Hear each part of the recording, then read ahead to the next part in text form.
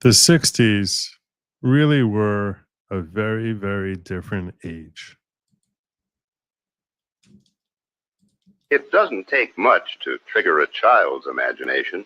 You know what they're thinking. Every youngster goes through it when they visit an airport.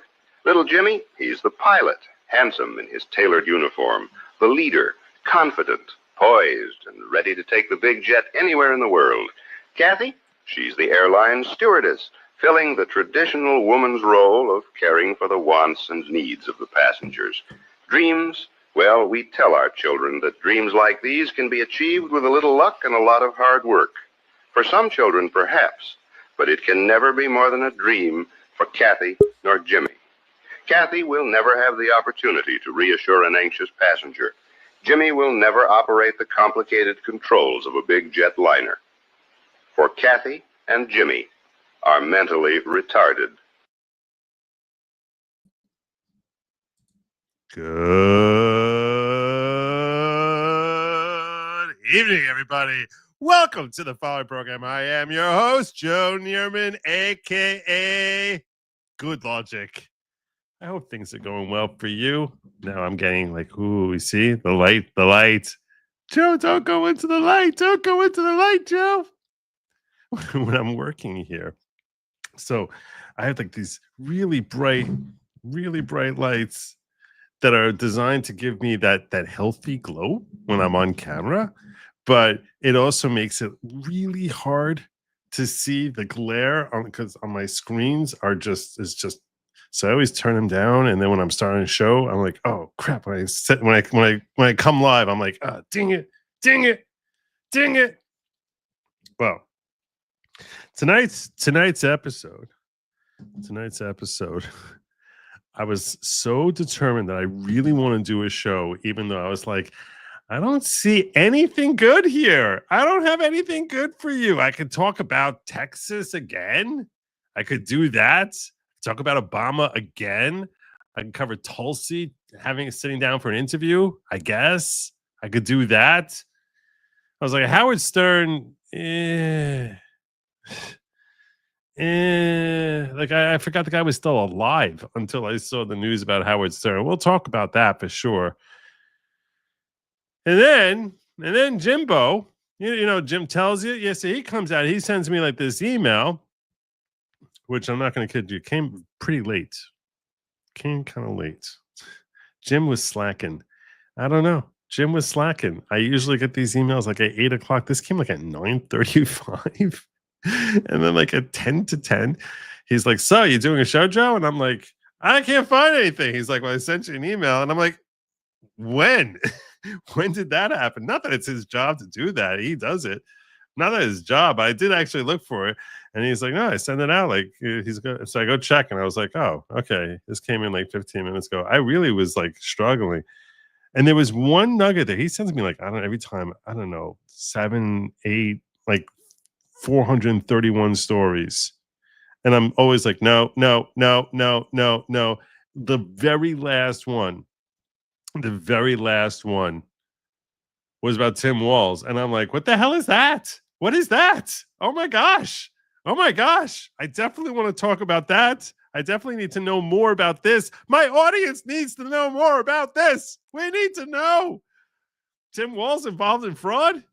And he mentioned something else to me about some spy thing with, I don't even know. I was like, Jim, I can't do this myself tonight. I don't even know what's happening with this. I'm going to need to bring you on in here. And he graciously decided to join me. And that's why I bring him on in here. How are you, my friend Jim? I'm doing good. I don't know how. Working now? I don't know what happened. Somehow, I'm hot. Okay, hold on. Like somehow, really better. Oh, better? That's much better. Yeah. Somehow, inside my settings, my headphones got muted. Inside my settings, I had to go into I reset my computer and everything. I'm like, unplugged my Rodecaster, plugged it back in. I had to like go into the properties, and I saw the speaker was X'd out. Like somehow it was shut off. Like, how does that happen? Do you have a dog? I do. Why? Does he play on the computer? You know what? Because I'm just saying, I don't know. I don't know what your family life situations are. I don't know how well he's trained and stuff like that. Now, what I asked is, I said I'm doing tonight is this. We're going to do this a little differently because I want to be like crazy interactive with the audience, and I'm going to be bouncing between YouTube chat, the ghetto, and locals where there's a chat there, and I'm going to be very interactive there. And I'm basically in fact, I'm moving him over. There you go. I'm putting him into like primo. I'm trying to get the stuff back opened up in the tab. So just vamp, talk to the chat for a few minutes. Right. I'll do filler. I'll do filler. I'll do vamp. That's code speak. filler is code speak for Joe. Buy us some time. Buy us some that you wouldn't know. So when I said filler, none of you knew what that meant because it's such very veiled, thickly veiled code speak. But I'll tell you, because I'm straightforward, it means I'm filling time. Howard should not have joined the Illuminati after Joan Rivers' mysterious death. He did her eulogy in Hollywood, changed forevermore. Bad career move. This dude is such an amazing hypocrite. Oh my God. I'm going to get into it. He is such a hypocrite. This guy who has, basically dumped all over Donald Trump for the last decade. He's such a massive, massive, massive hypocrite. I mean, everything. I do not like him. So when bad things are happening to bad people, and it's not like being caused like directly, like someone's going out there to physically harm someone, which would be a terrible thing. But it's like when it's God smiling down. I genuinely believe that it's God smiling down and saying, "Yeah, you know what? Here, let this be a listen to you." Now, not that he's going to be going to the poorhouse anytime soon, but being unceremoniously cut is something that's certainly, there's not that I think God should be just starting there. That guy. It's not like he was enhancing the world. He had the notion of creating the concept of a shock jock, which I would credit him with that. People would say Don Imus, but he was really much more biting than Don Imus. But I don't know that that's enriching the world. A lot of people would say that's enriching the world by bringing a new level of entertainment to the world. And this is me talking like a real boomer right now, because when I was younger, I probably would have tried defending that as saying, no, he's creating a new art form. It's like the idea of basically appealing to the testosterone of your audience is not really that creative. It's not that creative. I guess having the cojones to say things at a time and age when people are not saying it is a certain bravado, but you could say it was also desperation. And yeah, I mean, there was this guy dressed in blackface and it became the wokest person on earth. Everyone just forgot about him like doing George Jefferson and putting on the blackface. Everyone forgot about all the different things that he did as an entertainer, which were by 2020 standards were just unforgivable.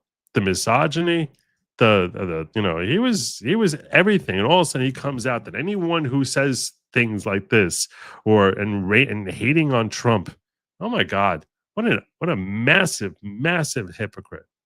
I'm talking about this story enough. We probably should just like roll into this story. One second. Almost there. That's how you have fluidity in his show. I know that we weren't going to roll out with that one first, but I think that got this one first. Just give me 1 second. Everyone just support Jim. He look at him working there so hard. He's working so hard. I feel. Boom. Are you okay? Are you okay? I got it. You sure you're okay? Yep, I got it. Okay. Ready? Boom. He's good. He's okay. good. No worries there. All right. First story of the evening is going to be this let's roll over to Howard Stern because I started talking about that. Yeah, no, you sort of got to realize that. Hey, Joe's talking a lot about Howard Stern here. Howard Stern. All right, maybe we should just be rolling that out. You sort of got that's being a podcast who is like, hey, we're talking about Howard Stern. All right, here you go, Howard Stern. Let's roll in that direction. Now, like I said, I'm going to be very interactive with the audience. I'm sitting here. Nothing you're going to say is going to escape my eyes. And I'm going to let him do most of the talking and just sort of like listening to Jim in the background. My fixation is really on the chat, which means I need to have my ghetto open here because I don't think it is. My ghetto's not open yet, but now it is. Okay. Fixation is really on the... And I would agree that Great Liquor is saying that he was always crap. And yeah, I kind of like, he was just, he was very, I don't know. It seems very easy. It seems very easy to do what he was doing. It's just a matter of just saying, I'm going to do it. So, and that's what he was trying to do. See, that's what he was trying to gross you out. So, all right, well, I got ready. Pull it up. You got ready. All right. Let's see what you. Let me remove this. What do you got for me? Okay. Report says SiriusXM plans to end the Howard Stern show after 20 years. Which that's just on Sirius. He was on the radio for like 25 years before that on free radio, right? Right. He started on a WABC, and then he went from there to K-Rock, I believe, and then to Sirius. Yeah. When you make the lead singer from the Cars look like a handsome man, Rick Ocasek, that was his name. Yeah, he was always a scary looking dude. I do have some stuff pulled up also. If you want to look at this, it's just, it says Sirius plans to end the show after 20 years. Radio Shock Check Howard Stern's show with SiriusXM will reportedly end its revolutionary run. This is you're reading. You shouldn't be reading under your breath. Folks got to hear you. You can't hear me? No, I can, but you're not passing the mic over to me. I'm busy talking to people. All right. Now, Stern's contract is up in the fall. While Sirius is planning to make him an offer, they don't intend him to take it. A little hot, but you're a little hot. Okay. Yeah. All right. Better? I think that's better. Yeah. Better. Yeah. So basically, what people think they're going to offer is they're going to offer to buy his catalog, his back catalog, all his stuff that people actually would want to listen to, the stuff from like the, when he was on regular radio and when he first went on a Sirius before he turned into like a leftist weirdo who basically wasn't worried about making people laugh. Yeah. No, and it seems as if the further left you go, the less funny you end up becoming. It says Sirius and Stern are never going to meet on the money that he's going to want, because right now he's getting like $100 million a year, and there's no way they can afford to give him that anymore because he's not bringing people there. Which is not surprising. I thought I had no idea he was still under contract. I didn't know he was still working. Like he used to be making news all the time, this guy, right? I mean, there would just be like one story about him or another. And it's like the last thing I've heard about him is his recommendations for Yeah. He hasn't really been doing daily shows. Like he comes in and does like short little hits, basically, and they have like channels that run like old stuff. But like it's just not the same as it was, and I don't even think he doesn't go into the office anymore. He just broadcasts from his house in Florida. Yeah, which is weird that he lives in Florida. It is. Well, I'm not surprised. It's like the shift in Florida is a relatively recent thing. It's not like as soon as a state starts shifting politically, it like snap, everyone just starts adjusting where they live. People get used to their community and their daily life, and they're not going to just shift just because the politics of their region start becoming further hardcore left or hardcore right. So it takes a while. They have to sort of get sick of it. And I think you're much more likely to flee the failed policies of a leftist state than you are to flee the freedom of Florida. You know what I'm saying? Like, you're not going to be fleeing Florida. You might be screaming and ranting about DeSantis if you're not, and saying, you know, coming out with your stupid woke stuff. But you have to, let's all remember that going back in 2018, you know, Florida barely went to Trump in 2016. It was like a real toss-up state in 2016 that he managed to pull. And that was like a big surprise to a lot of people. And then it wasn't until DeSantis came in and wasn't even until DeSantis got a supermajority that anything was really happening with it turning into the MAGA, the fiefdom of the MAGA Republic. So, and people just don't pick up and move. And why would you move? Because you would just sit there complaining about it. You move away from a Gavin Newsom, right? I mean, you don't want to be near a Gavin Newsom, because like he's going to basically be taxing you. He's going to be implementing policies that make life far more difficult for you. DeSantis is not making life difficult in any way, shape, or form for Howard Stern. And, you know, the taxes are going to be lighter than if he moves to California. So I'm not surprised that he stayed there. Yeah. Yeah. And also, he's, you got to remember too that the push in Florida was mainly because of COVID. Was the people fled New York and fled to states that did the whole lockdown. They came to Florida, and that's what actually has driven Florida to be so far to the right. It wasn't any. I don't think it was any. My personal opinion, because I've been here since 2014. The push wasn't just the people. It was the people that came. You know what I mean? It wasn't because of DeSantis. It wasn't because of Trump per se. It was just because of Florida was free and people wanted to be free, and yeah, the people that came here were like, and now it's just changed. It's different. It's a different state now, because the people that came here, several million, a couple million people that came into Florida in 2020, 2021. Okay. You know, they've changed the state. They're more, like, no, we're not going to be locked down. We're not going to put up with it. Yeah. No, that's true. That is That's true. my opinion anyway. So all right, you're our play-by-play guy, so keep going. All right. So Sirius and Stern are never going to meet on the money. He's going to want to. It's not worth the investment any longer. The source compared the cancellation to Stephen Colbert, which too high a cost. Which no, Stephen Colbert was losing money. Who knows Stern's money? He's probably losing money. There's no way to really track it, I would say. They just kind of keep looking. Well, I don't know how money works with respect to XM radio. I know that I haven't really been following XM radio. I don't know if it's nearly as popular today as as it was in its heyday. I don't think they've ever made a 15 years profit. ago. I don't think they've ever made a profit. Yeah, and that's where you have comparison to Stephen Colbert. It's basically, and it really, a lot of people are saying that this ties into the whole defunding of USAID, because even if you're not making a profit, if you're getting financed because people are liking your messaging, like he comes out there and spreads his perspectives on vax, and that all of a sudden, and that is very possibly a position that was bought and paid for by the DNC or USAID or various NGOs. So if he's now taking those positions and people are willing to finance him and they have easy access to funding through USAID, well, then you can keep that money train going. But once USAID funds are drying up, you gotta actually survive on your own merit and your own talent. And I think that his talent was always sus, and it's only gotten weaker over the last, since he switched to XM. So the first place for change was in radio was Sacramento. Morton Downey Jr. was the first shock jock and talk show radio. Rush Limbaugh. Yeah, I don't know if he was really. I don't know if he was ever as big. No. And Morton Downey Jr. I didn't even know that he was on radio. Like Howard Stern, Don Imus, I heard of. But Morton Downey Jr., he became famous for the talk show, the TV show.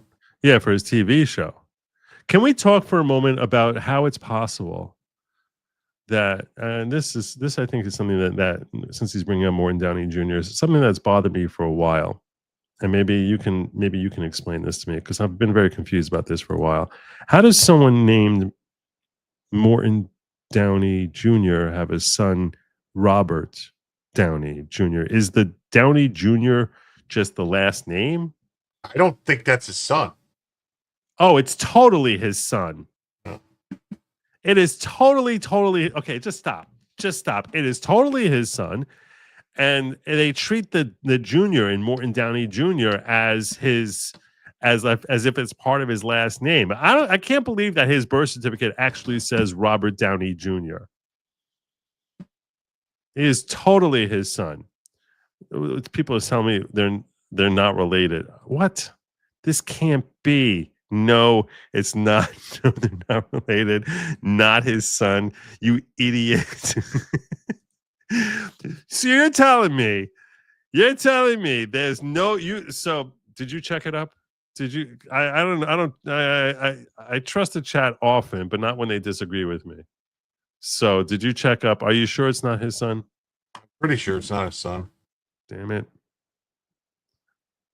That would explain a lot of my confusion. Because I would be like, shouldn't he be the third? It would be really funny if Downey Jr. was like a double, like an hyphenated name kind of thing. I'm getting a whole lot of this. It's not father's son, not related. Not related. Robert Downey Sr. is his father. Well, that's much less cool a name. Yeah. All right. Well, I guess that kind of explains that. So, but Stephen Colbert is another guy who you know when we learned how unfunny Stephen Colbert is.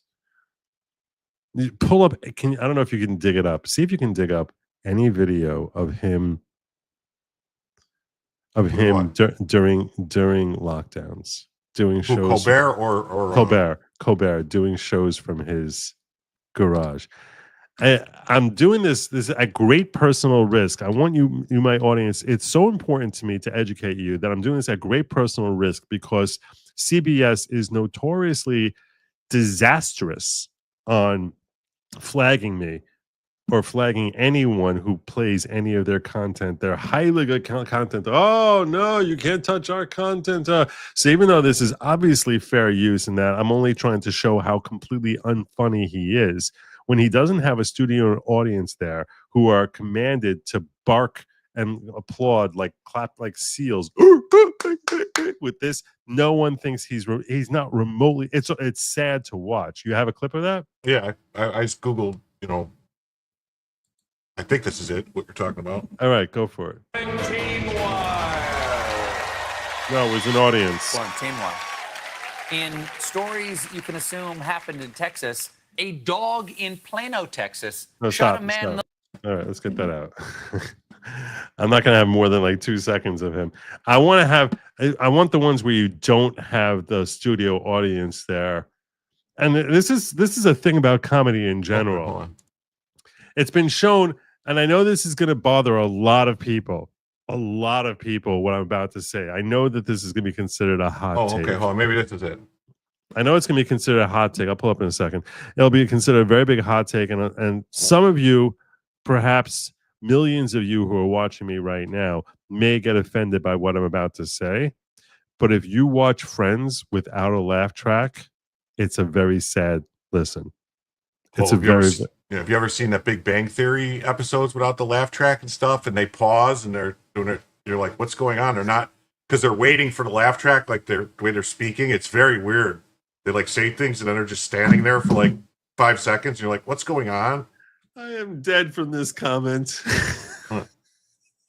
Denzel Washington's father is George Washington. They could be related. That was really funny. That was really okay. I'm just gonna make this point coming back to the whole Downey Jr. thing. You don't know anyone named Downey other than the fabric softener, okay? And there happen to be two internationally famous folks in the entertainment sphere whose last names are Downey, and they both happen to be juniors. I'll bet you couldn't name any other famous person. You couldn't name 3 other famous people. Someone's going to come up with one. Couldn't name 3 other famous people who are juniors. And the only 2 that happen to be juniors both also happen to have the last name of Downey. Go ahead. I want to hear about all the juniors. I'm sure all you're going to tell you, oh, Joe, you're so wrong. Tell me about all the juniors. I want to hear about all the juniors, the famous. Oh, everyone knows all these juniors. The only juniors going to come up with who are known on the international scene are Morton Downey and Robert Downey. Well, you got Sammy Davis Jr., Martin Luther King Jr. Okay. Sammy Davis, I'll give you. He's a long time ago. And Martin Luther RFK Jr.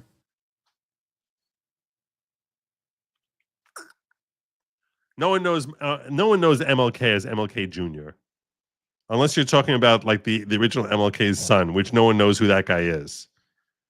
Well, so the I Have a Dream guy, it was Martin Luther King Jr. Okay, no one called him Junior.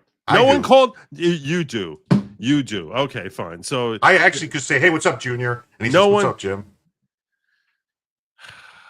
Okay. He's still alive. He's with John Kennedy Jr. I'm getting a lot of Don Jr. I'm getting like that. I'm getting that. I'm getting that. The only one that was thrown at me, Sammy Davis, you're talking about what, 50 years ago that guy was famous? That doesn't really count. He was in Cannonball Run. That was 30 years ago. I wouldn't count RFK either, because the reason everyone calls him Junior is because everyone knew RFK. If you didn't know RFK, you wouldn't be calling him Junior. Sammy Davis, in other words, no one knows Robert Downey Sr. or Morton Downey Sr. No one knows these people. So for them to embrace the Junior in their stage name is a little bit of an unusual thing. Now, the chat is just going crazy with all the juniors. I Dale saw Earnhardt Jr. The only ones that really count. You see, you can't give me Ken Griffey Jr. and Sr. because he was trying to distinguish from his dad. I'm talking about someone who becomes famous and just uses the Junior and doesn't use, and that no one heard of the Senior before. That's what I'm talking about. So you can't count RFK. I wouldn't count Don Jr. either because he needs to distinguish from his father. But what about John? It's not like on the international stage, Jr. Robert Downey Jr. had to distinguish, oh, everyone's going to confuse me with dad. That's not happening. So the best example I've seen in the chat, and I am reading the chat, this is the best example I've seen in the chat. Cuba Gooding Jr., that's a comparable thing. All right, that's not bad either. That's pretty good. That's where my question was, Kimmy. That's where my question was going. That's exactly where my question was going. Because I was like, if it's his son, he should be Robert Downey III, which is actually in certain ways even cooler. Harry Connick Jr. is a fair one. Dale Jr. doesn't count because his dad, everyone knew Dale Earnhardt Sr. So that doesn't count either. Ted Kaczynski was a junior too. Oh yeah, everyone calls him that. Oh sure, everyone knows. How dare you? He's the junior bomber. Oh God! All right. I see. What about George Foreman? He had all those kids who were all named George Jr. To distinguish from dad. That's yeah, but my no, point. he had 4 of them that were juniors. They were all George Jr. Okay, here's another good example. Freddie Prinze Jr. is a good example. He's someone. Yeah, that's a pretty good example. And I kind of like this one a lot. Also, OBJ is a pretty good one. That's a pretty good one. All right, all right. I think you all agree with me. I think you all see my point and you agree with me. So the fact that I assumed that both Downeys were related to each other. I don't know. I'm going to have to Google it just to make sure. Yeah.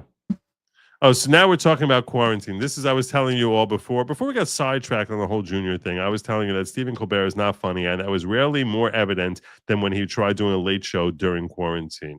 So can you just play a little bit of this? Hold on 1 second. All right. It says Robert Downey Sr. was a film director, so that's why Robert Downey Jr. is Junior, because his dad was a director and also in the film industry. Yeah, okay. Carl's Jr., that's a good one, yeah.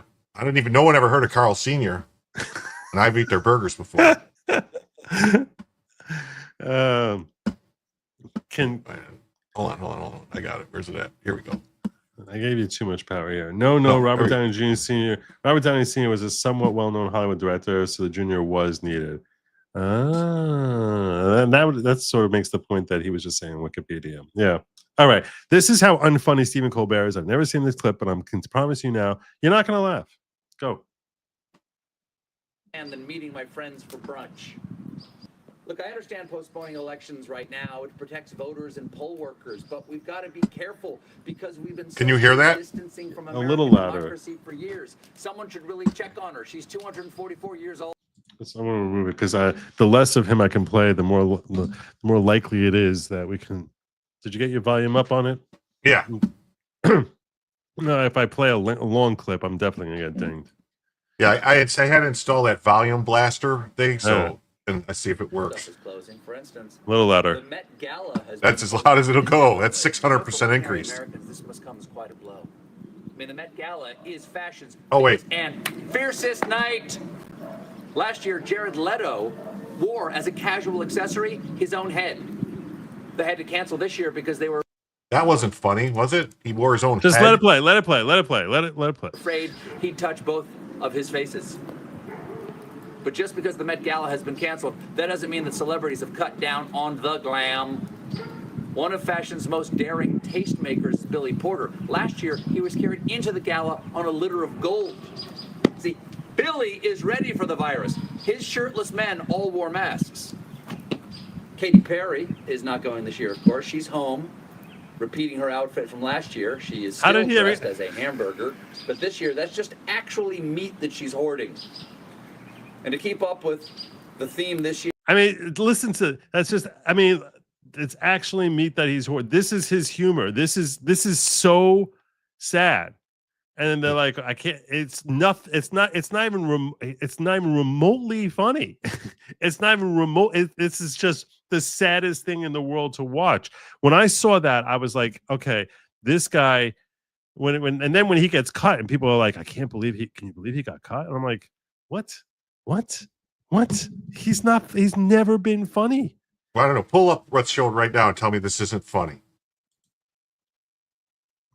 Yeah. Lady Gaga went as a pack of toilet paper. Yeah. It's real funny. Super funny. It's pathetic. It's pathetic. It's just not. No.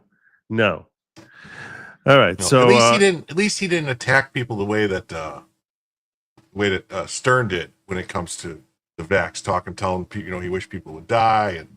And well, let's go forward with the rest of the Howard Stern thing. Let's pull that up and finish that up, and then we'll remind folks just how vile this individual was. You found any clips of him actually? I have a couple clips. Yeah. All right. Do you want me to? When you want to go to the clips, or you want to go back to the Breitbart news story?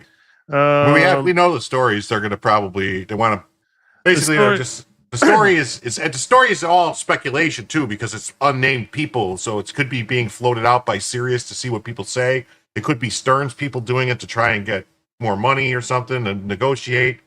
So it's not like like the original story was published in the Daily Mail or the Guardian or something in the UK, and then it's spread around everywhere else.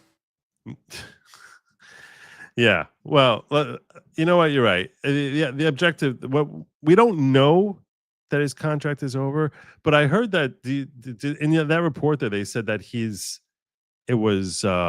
they thought that he only found out about it like in front of people. Like, how did he find out about it? Does that story cover that? No, just the only thing I saw was that like on his show, like lately, like in years past, he would say how he wasn't sure, like when his contract would come up, he would start like basically saying like he doesn't know if he wants to do it anymore and all this stuff, like, and it was like a negotiating tact. And this time he's like, I they haven't even talked to me. They won't even answer my, they're not returning any of my phone calls. And who knows? I actually saw somewhere that he found out the news that they're considering dropping him through a Google alert. Wow, that's possible. Could be. Which is, oh my God, that's the funniest. That's the funniest thing related to Howard Stern in years. So, yeah. Do you have? Let's hear his take about the vax. Okay. And please be aware that there's no medical advice on this show. We don't do medical advice here. I'm not a doctor. He's not a doctor. None of us are doctors. We're not remotely. There's no medical advice at all. YouTube wants me to tell you I'm not a doctor. I'm not giving you medical advice. And this clip is not coming from a doctor. Talk to your own doctor about how to stay safe from every possible illness on earth, because you're not getting any of that here. Blah, blah, blah, blah, blah. All right, go for it. Puts it up. Yeah, just go. Ready? Just start playing it. As far as I remember, when I went to school, you had to get a measles vaccine, you had to get a mumps vaccine, you had to get, there was a ton of them you got. You still Polio. have to. In order to go to school, you have to have certain vaccines. When are we going to stop putting up with the idiots in this country and just say, it's mandatory to get vaccinated? F them, f their freedom. I want my freedom to live. Yeah. Yeah. Yeah. That was his take about, and he said it more than once. Yeah, there's other ones. You have another one you want to share with us? Yeah, let me see if I can find. It's like, oh, to hell with your freedom. You're gonna stand up there for the freedom to go kill your fetus, but no, like to hell with your freedoms.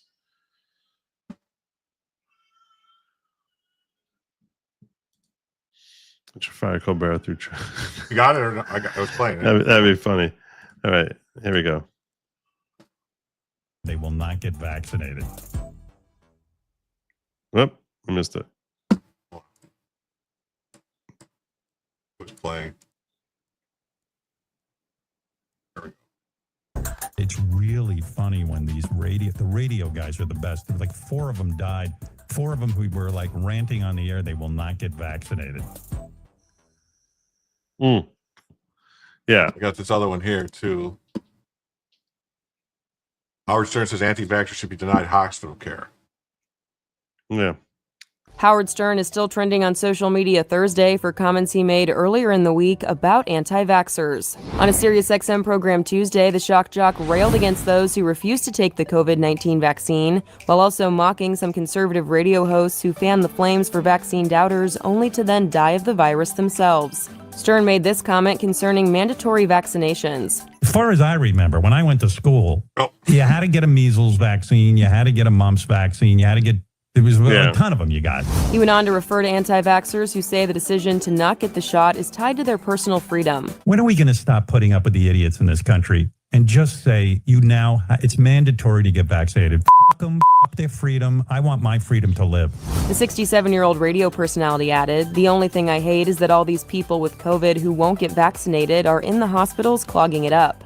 A bold Stern claimed that those who refuse the vaccine should be refused treatment once they are infected, saying, "You have the cure and you wouldn't take it." Amid his rant, Stern also mocked those who use their large platforms to push back against the vaccines. The radio guys are the best. There were like 4 of them died. All right, so we got that already. So, yeah, he's really just like kind of monstrous in his whole tone there. And such a shill for big pharma. That's really what he is. He's the biggest sellout, because I'm sure he was rewarded. I'm speculating with the pin here, but I would be shocked if he was not rewarded handsomely by, it could be, I have no idea who, but rewarded handsomely for expressing that opinion in his devil may care manner, his typical Howard Stern devil may care manner. Oh, God, what a scumball! Such a loser. He went full woke, I think, right? He's a very big supporter of trans rights and everything. This is a guy who was wearing blackface. Okay, this is a guy. This is and that's how he was, quote unquote, funny. This is a guy who was funny by basically making contests for women to win breast augmentation and commenting about the shape of their yayas. I mean, that's how this guy made his money. He made his money by bringing in people like Donald Trump, who was always really nice to him, and then he crapped all over him. He's just such a scummy hypocrite turncoat. Just and everything about him is so detestable that I don't understand how, like, all the stuff from his past, he owns it all. He bought up all the stuff from, like, he owns all the whole catalog from K-Rock and from WABC, and none of that will ever be played because because he doesn't want it played, because he doesn't want any, this new persona that he's crafted. He doesn't want anybody knowing about how he used to bring in lesbians and make them kiss in front of him and do stuff, and then have He's just women a creepy dude. He's a get creep. naked and sit on speakers and stuff like that. There was that whole thing he did where he had a woman sit on a speaker and he made the speaker to like, Yeah, whatever. WNBC. I'm sorry, WNBC. He was just always a creep, and I guess he morphed into a different type of creep. Perhaps he's not really a different animal. It's just that being a creep like 30 years ago meant being, this way, and now being a creep means going the exact opposite way. So I don't know. I guess we shouldn't be surprised about what he became ultimately. I think it had to do with because he was more interested in keeping the famous people. Like once he got so big, and then he had all the Hollywood stars that would come in and talk to him, and he became like friends with them. Like instead of where he would go after people. And I mean, and I think it might be like there's stories coming out like about like Dana Plato, like Dana Plato from Different Strokes, was it right? Different Strokes. Yeah. Dana Plato. She played. I'm going to try and remember the character's name on Different Strokes. She was the older sister. Yeah, the older sister of Willis and Arnold. Yes. Kimberly. Kimberly. Yeah, but she. I only remember because in my head I heard what you talking about, Kimberly. Yeah. But like he had her on the show and like attacked her and all this stuff. She had like drug problems and like just savaged her, and then she killed herself the next day. Really? Yeah. And there's stories. There's stories about it right now that are out that they're putting out to I think to attack him over it. So yeah, let me see.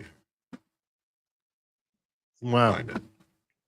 She was in studio, or he was just ragging on her when she was not in studio? Let me find out. I don't remember exactly, but let's look. Dana Plato. Let's see. Yeah, it's right here. Hold on.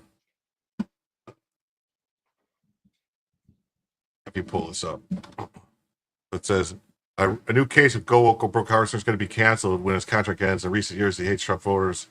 Oh wait, no, hold on. It's not what I searched for.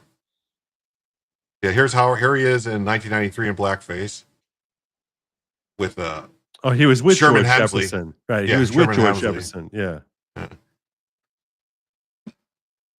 Wait, where is it? Dana Plato.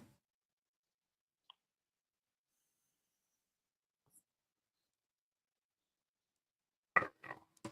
I had it and then it disappeared. There it is. Howard Stern's treatment of Dana Plato is widely criticized as a darkest segment ever in radio. The day after his brutal interview, the star of Different Strokes killed herself with an overdose. It's going to drop Stern over his $100 million contract. Plato had struggled with addiction and financial issues, especially after an account ran off on her money. Child star. She was adopted after being born to a single teenage mom. She was trying to get her life back on track, but had hoped going on Stern's show would help, but Stern allowed no empathy during the interview. Instead, Stern repeatedly humiliated her, questioned her whether she was really sober. He let callers viciously mock her, calling her washed up and a drug addict. Repeatedly brought up her criminal record, nudity in films, and past failures. It was a stick. It was cruel for attention and ratings. The next day, she killed herself. Says he expressed some regret and sadness about suicide, but stopped short of taking responsibility. He did not apologize, and said it was part of his shock jock legacy. He also mocked Anna Nicole Smith, her weight and intelligence, both before and even after her death. Oh. My audience is so freaking mean to me. Yeah, her father was Plato. He wrote a lot of good stuff. But that's what I'm saying, like these people putting these stories out right now about this, basically,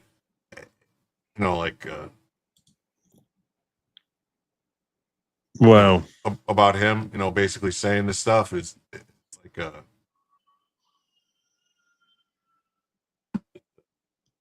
it might be they're exiting out of him. Wow, that was Dana Plato.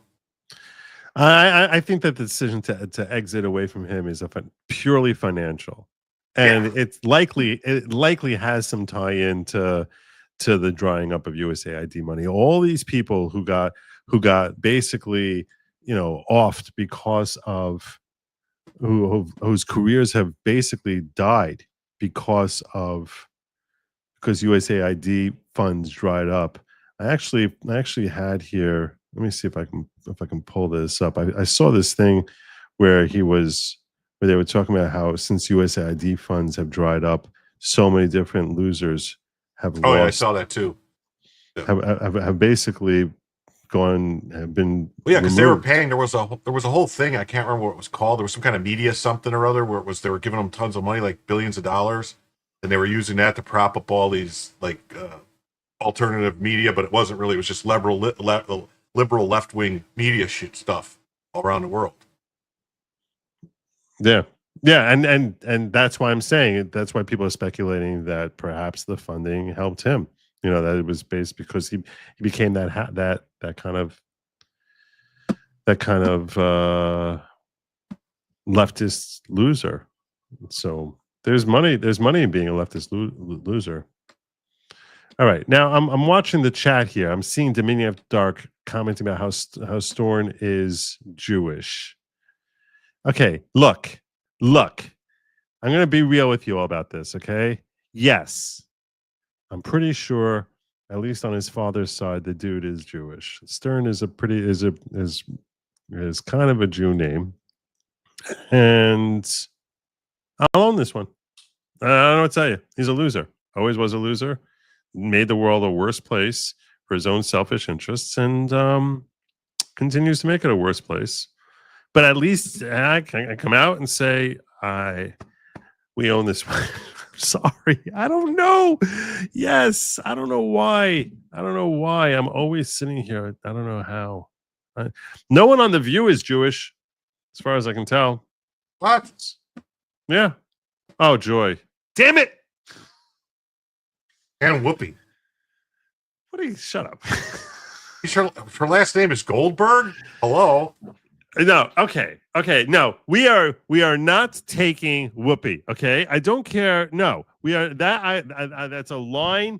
That's a line that I'm just no. I'm not in the draft for the race draft. Dave Chappelle's race draft. We're not taking Whoopi. No, we're not taking her.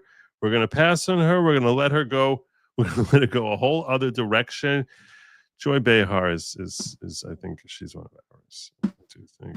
I saw someone in the chat say something about show me one thread of evidence that USAID was funding the media, and so I have it right here. Show me one what? Show me one shred of evidence that USAID was funding the media. All right. So I'm like, okay, I have it right here. Federal funding crackdown imperils global newsrooms. It's from the New York Times. So here, this is our crazy right wing. Nope. This is right here. Investigative journalism around the world relied on funding from the U.S. Now those watchdogs are scrambling to survive. Yeah. So. Yeah. They were funding. It's not only that. They're all through all this stuff, 180 million for USAID, the National Endowment for Democracy, and all these things were all funding. There was a specific group, and I can't think of the name. Mike Benz was talking about it. It was like this global engagement center or something, and it was like basically just funding all these media stuff, basically buying like thousands of subscriptions for basically everything, like all newspapers. Like they were buying, there was tens of thousands of subscriptions for like the New York Times, for the Washington Post, like just buying these subscriptions. There was some kind of Reuters thing that they were paying, like trying to like pump up their numbers. Correct. And it was all these things basically like, and it's like, why would the government be having these like super, or some kind of Reuters subscription that's like $10,000 a year? That doesn't make any sense. Yeah. Like when you get the super secret stuff, it's like, what do you mean the super secret stuff? What are you talking about? Yeah. I need Adam Sandler to like basically make a song about people who are not Jewish, terrible people who are not Jewish. But see, it was 0.3% of the budget. So what does it really matter? Yeah. I'm thinking that's a direction I need to go. I need to basically have an Adam Sandler not Jewish song, because I'm tired of all these different losers being Jewish. Is it? And yeah, I could swear Anna Navarro tried to claim that she was Jewish too. Oh, shut up. No, like that she's like a Cuban Jew, if I'm not mistaken. Yeah, well, William Shatner is a Jew. We'll take William Shatner. Well, he's Canadian too, so he's half Jewish, half Canadian. Right. That's true. I hadn't thought of that. He's half Canadian. For a Canadian, he's a pretty good guy. So, yeah. No, I need a whole. This is not just O.J. Simpson. I need a whole bunch. I need a whole bunch. Not Jews. Hillary Clinton. There you go. Hillary Clinton, not a Jew. That's right. She's yours. Keep her. I don't know. She's from Skokie. She's not. Yeah, Skokie. Where the Klan was marching. Oh, yeah. Okay. Yeah. All right. So you guys have the Clintons, okay? Okay. And you got Obama. I guess. Well, sort of. Bill Gates. Bill Gates. There you go. Nancy Pelosi. All right. Let's move on. Let's move on to someone. I have this story. You have this story about that. Speaking of Congresswoman. Yeah, the Congresswoman. So here, I don't know if you guys saw. There's this Congresswoman. We're going to play what she says and everything. We're going to go through it because I talked about it a little bit yesterday. It was news yesterday, but today the Chicago Tribune of all places came out basically saying, She said what she said, and and she's not denying it. So stop trying to cover for her. Yeah. So I haven't covered this story. I saw a blurb here or there about it, but I haven't covered this story. Do you have the clip of what she said? Like, yeah, we have it. Maybe we'll start with, so this way we give like some context to people and like sort of give them like background as to it's here in this. It's in there. It's here. I think it's here in this. All right, I'll show more faith in you. Go for it. Yeah. But I just want to start it. Just basically. All right, do the play-by-play voice. All right, here we go. Fury Mount says Rep. Delia Ramirez claims her pride in Guatemalan roots over American identity. Guatemala's 60% poverty rate and corrupt governance fuel demands for her and illegal immigrant husband to be deported. Retweet if you support this. Yes. I never write retweets. I don't. Is that something I'm supposed to be doing? No, you don't. It's not supposed to do it. All right, a little slower. Republicans are justly demanding the deportation of Rep. Delia Ramirez, D, from Illinois, after her disgusting remark, "I am a proud Guatemalan before I'm an American." That is disgusting. By the way, that is sick. It is sick. You're elected to be a leader here, and you're telling us that you care more about a foreign country. It doesn't matter. It really doesn't matter if 99.99% of Americans were to make a statement like that. Totally fine. But when you're elected to public office, for you to even think that way, much less express it out loud, is such a shameful perspective about who you are as a person. I mean, you're supposed to be there representing your own constituents, and you're basically saying that you care about 1 million Guatemalans more than your own people who voted for you. It's pathetic. Go on. Okay, so here's her speaking.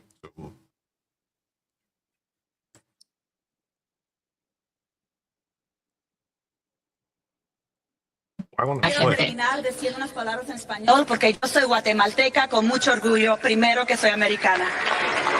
Quiero terminar diciendo unas palabras en español porque yo soy guatemalteca con mucho orgullo. Okay, that's not working for me.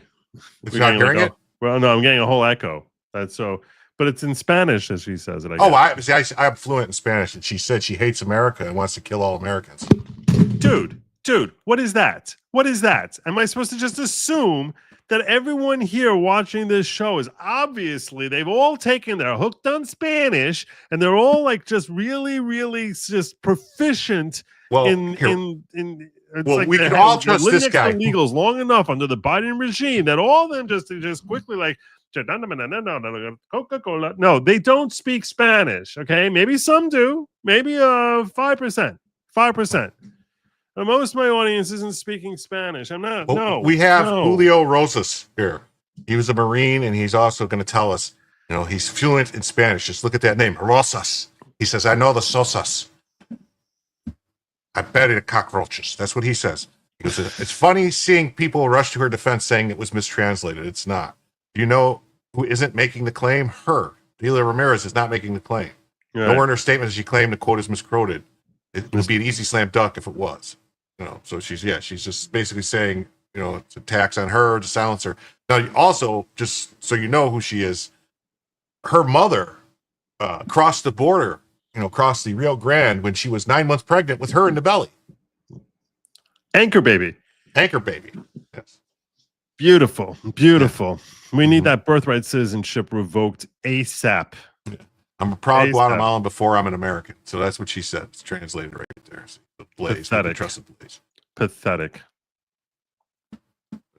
Then we got, the Tribune says that from the editorial board of Tribune, it says words matter. Americans expect their representatives to honor their heritage, yes, but also to confirm their commitment to this country.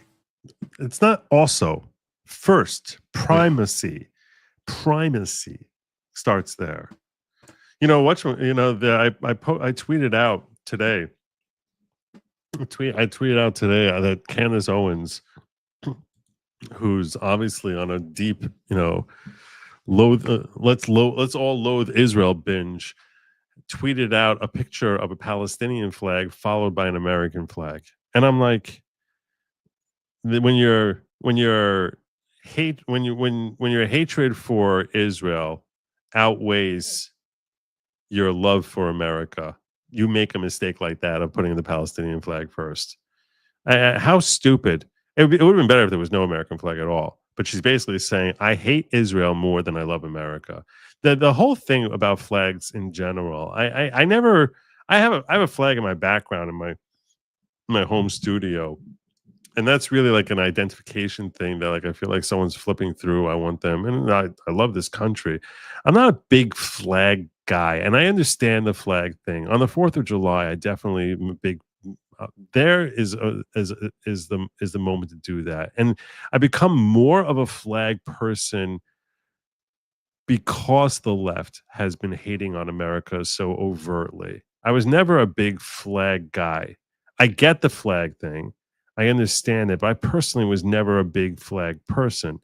But if you're putting a flag up, first at the very top, and I don't care what your race is, you can be Irish, you can be Muslim, doesn't matter. You could be Israeli, I don't care. If you're an American, that American flag should have primacy. It should be on top, it should come first, always, every single time, without fail. And it should be something that you don't even think of. Like, it should be obvious to you. And that's why, like, this bitch here, who she comes out with her whole I'm a Guatemalan first, where she thinks that since I'm speaking at a Mexican summit in Mexicans, now no one's going to understand me. I'm sorry. No, this is really inexcusable. It really is. This is a pretty big deal, because it's shameful for any American to have such little regard for our amazing country that they would actually put another country ahead of America. But when it's a politician who's elected to be a leader for Americans, and you now are putting some other country ahead, who the F are you? Who the hell are you? No one is here. No one puts you in this position for your own personal takes about, your love of a foreign country. What, do you think you got elected there because you're Guatemalan? Like, who the hell? The audacity. Jay Schwalbeck, it's our education system. If you can grow up in America as an anchor baby and love the country your parents came from more than here, you're taught wrong in school and your parents hurt you. Yeah. We don't teach nearly enough to love America. There's what courses? You tell me, Jim. Did you go through the public school system? Yes, I did. Okay. And you went through the public school system probably more than a decade ago. Oh, yes. In the 80s. In the 80s. So that was actually the heyday of let's go America, rah, rah, rah, right? I mean, we had to say the Pledge of Allegiance every day. And first thing in the morning, you had to do the pledge. I pledge allegiance to the flag of the United States of America and to the republic for which it stands, one nation under God, indivisible, with liberty and justice for all. Yeah. Every morning. And we also had to sing America the Beautiful every once in a while, too. That's a healthy thing. America, the left has treated nationalism as if that's inherently an evil. But I did go to those, it was that extreme right-wing radical public school system called the Chicago public school system. Okay, but I'm going to point this out. If there's ever been a country in the history of the world where nationalism is not racist, it's America. And the reason that nationalism gets a bad rap is because of what the Germans did with it in the 20th century and the National Socialist, whatever. But that's why people hate on nationalism. I actually think that nationalism should be the norm in every country. If you're French and if you're a French citizen, you should put France first. And Switzerland, or I guess China, Russia, you should be Russian first. That's what you should be. And if you're American, you should be American first. But if there's ever been a place that it's not remotely a racial thing, it's this country which has accepted more legal immigrants than every other country in world history combined. Now, think about that for a second. This country has accepted more legal immigrants, forget about the illegals, more legal immigrants than every other country on the planet in the history of the world combined. And so, yeah, it's not about a race when you're singing the praises of America. It's about the ideology of being an American. It's about the blessings of liberty that we have here in ways that no other nation can rival. That's what you're preaching about.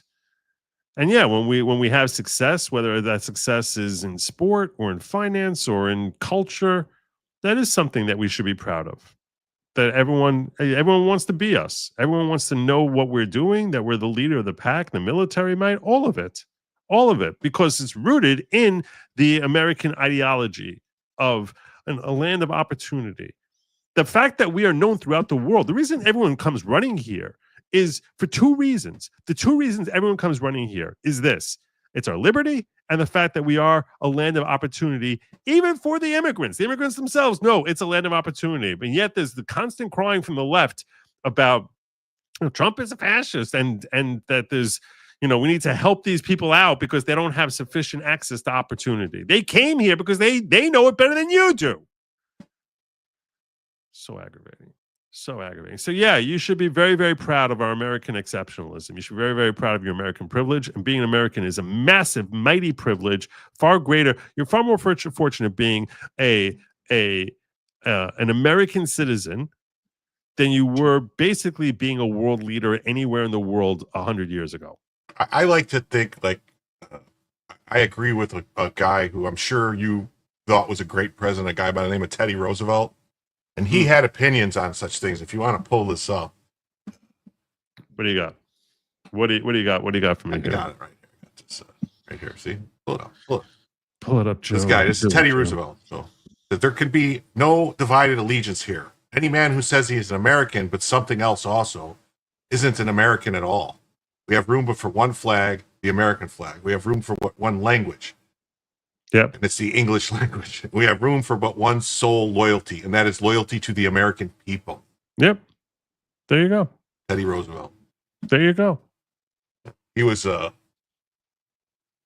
based. He was and the people forget too, like a lot of the stuff we have, like the whole system of the, natural history museums and stuff around the country, it's all because of Teddy Roosevelt.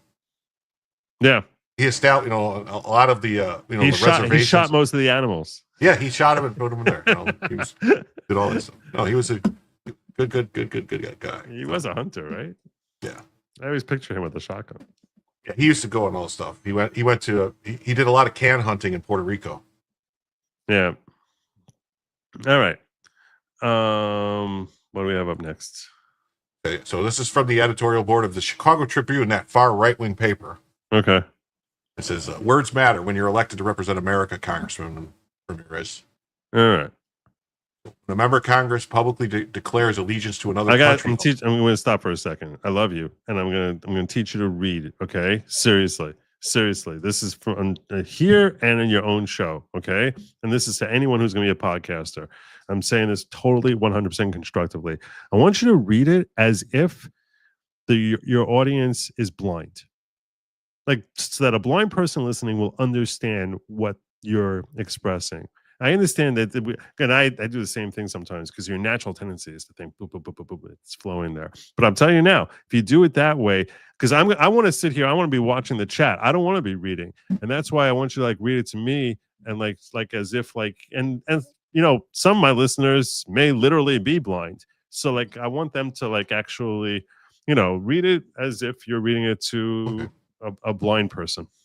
Okay. When a member of Congress publicly declares allegiance to another country over the United States, it's bound to raise eyebrows, and for good reason. That's what happened when U.S. Rep. Delia Ramirez, speaking at an event in Mexico City, said, "I'm a proud Guatemalan before I'm an American." Bitch. Ramirez, whose district stretches from DuPage County to Chicago's northwest side, has since attempted to clarify her intent, saying on X that honoring my Guatemalan ancestry only strengthens my commitment to America. That's crap. That is you don't say I'm a Guatemalan first and say that's strengthening your commitment to America. That's an outright lie, bitch. Go on. That's a message we can all embrace, but the damage was already done. At a time when trust in public officials is already fragile, statements like hers erode confidence and invite exactly the kind of backlash that she is facing. Let's begin with this clear point. Calls to deport Ramirez are not baseless. She should be deported immediately. Yes. Yeah. She was not born in Chicago, but she's fundamentally un-American. This nation's legacy is built on welcoming immigrants who come here legally, not people who sneak across the border to have a kid. Yeah. We celebrate diverse backgrounds, and they help shape our national identity, but not like this. Even so, we take issue with this congresswoman's comments, which cross the line between honoring heritage and undermining public trust. Federal officials are elected to represent their constituents here in the United States, not celebrate people in foreign lands. And such, they should not champion other countries, especially when speaking abroad on foreign soil. Statements that cast doubt on their loyalty to the U.S. are damaging and irresponsible. That's a great point, by the way, because the reason she's doing that is because she's trying to appeal to her audience. And I think she figured no one would know. I think she figured it would slide by and it would never get caught. And she was in Mexico City, and you know who she was in Mexico City with?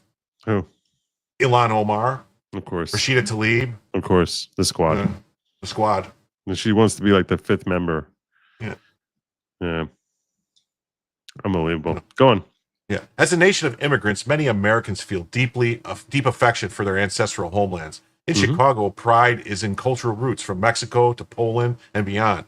There's a long history enriched in the city, but Americans expect their leaders to conform their beliefs and allegiance to this country while extolling their lineage. Well, you know, yeah, but you know, you could still be a proud, you know, whatever you are, but you're an American first.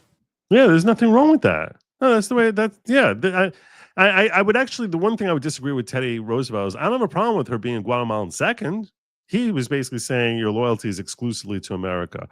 I mean, frankly, for a political leader, we should have a higher yardstick than for Americans. I don't have a problem with Americans who are basically, you know, that you know, are going to put their, you know, they refer to themselves, let's say, as Italian American, Irish American, Pakistani American, Indian American. I don't have a problem with that at all, because there the first word is a qualifier and the real noun is that you're American, right? It's sort of like the you're using your native country. When as did all that adjective. start, though? Because nobody ever considered himself a Polish American or an Italian American or any of these things back in the, you know, World War I time, World War II time. Even when people would come, new people would come to the country, you know, when all the immigrants came from Europe in the turn of the century and stuff and flooded New York and all through Ellis Island, they didn't say we were Italian Americans or Polish Americans or German Americans. They said they were Americans.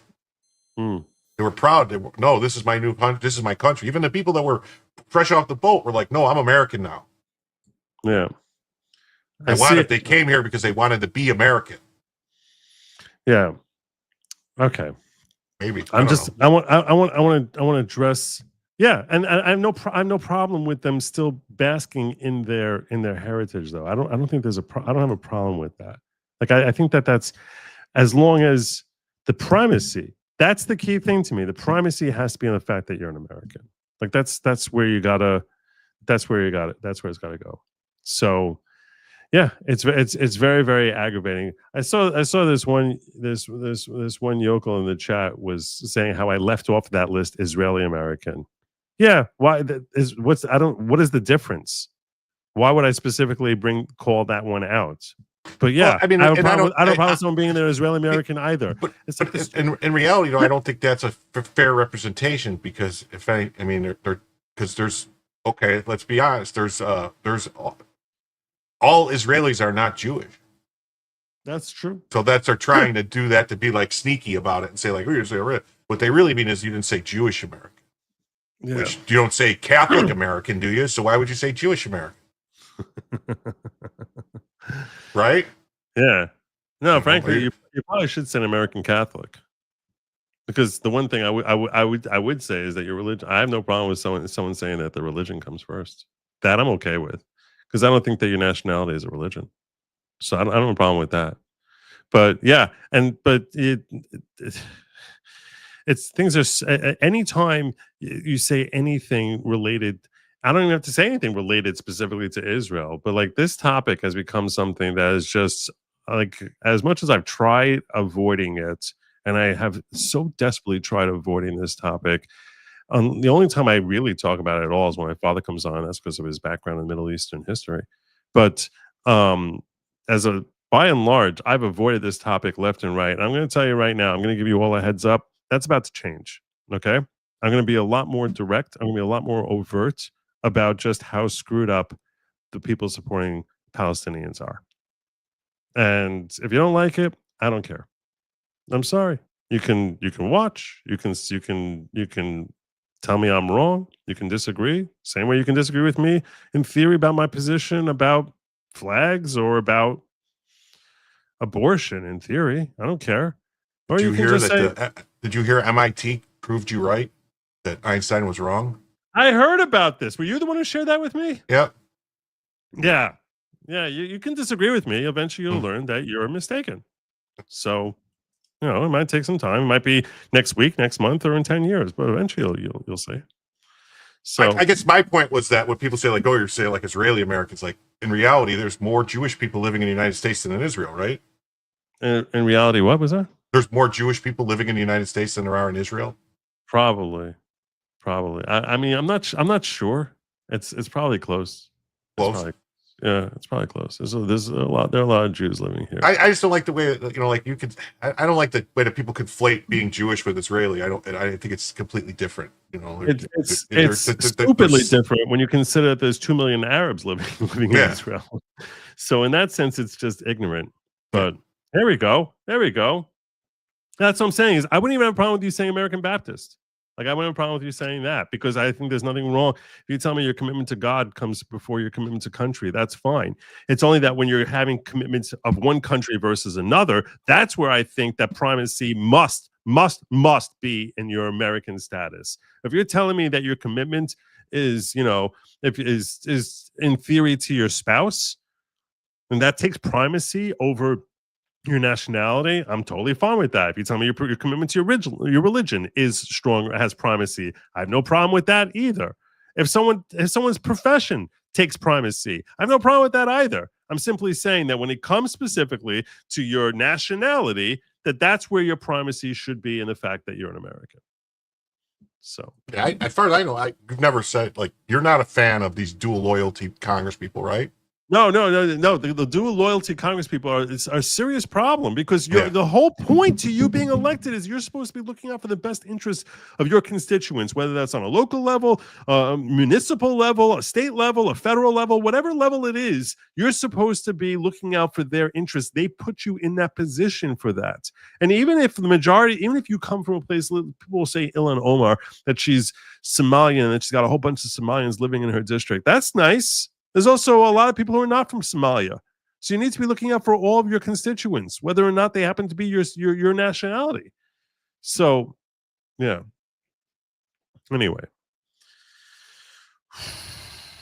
Yeah, so a lot of people will have, you should be giving primacy to your spouse over your nation also, or your kids. So, someone wants to refer themselves as an American dad. The primacy then is the qualifier there is the American, and the noun is the dad. I have no problem with that either. Is that American a TV Mom? show, American Dad? I think so. Guy was a CIA agent or something. The cartoon, I think so. I don't remember. I don't remember that. Like, I think so. I don't remember that. Anyway, let's get. There's still some more about this, about what's going on with this congresswoman. So you got members of Congress calling for, Congressman Andy Ogles calls for Democrat Rep Delia Ramirez to be kicked off the House Homeland Security Committee, denaturalized, and deported. I personally think if we're going to say that, the people, if you're not a lawful permanent resident in the country, if you're not, subject to the jurisdiction of the country that you have, and neither parents are citizens or whatever, that you're not a citizen. So then we should to say like, oh, we don't want to look retroactively to people, but why not? Why wouldn't we go back and say, nope, you're not a citizen? So I had this like on this topic, on the concept of her being denaturalized. So she's born American, right? I mean, she was an anchor baby. Her mother becomes naturalized through her, but she herself was born an American, right? Through the stupid birthright citizenship thing, sure. But she was born an American. And because of freedom of speech concerns, I would say that she should not be, I would disagree about denaturalizing her.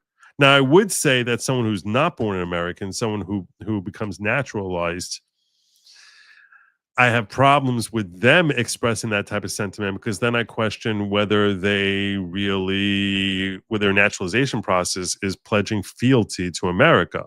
So there, I have a tough time trying to set a bright line rule there, because I think that once they're naturalized, they're entitled to the same freedom of speech that you or I, who are born here, are blessed with. So it's kind of a sketchy line to try walking down in that type of realm. Meaning, when they come in and they take the oath and they say that they become a citizen, aren't they supposed to be denouncing any loyalty to any other country? Precisely. That's precisely correct. But someone who's born here is not denouncing loyalty and not here because of their pledge. The point you're getting at really is this: the way you're earning your American citizenship when you're an immigrant is in part through your pledge of fealty to America. So if you then revert back, we should question the ability for you to retain that citizenship. That's very different from someone who is born in this country, who now and has from the womb, they have citizenship in this country.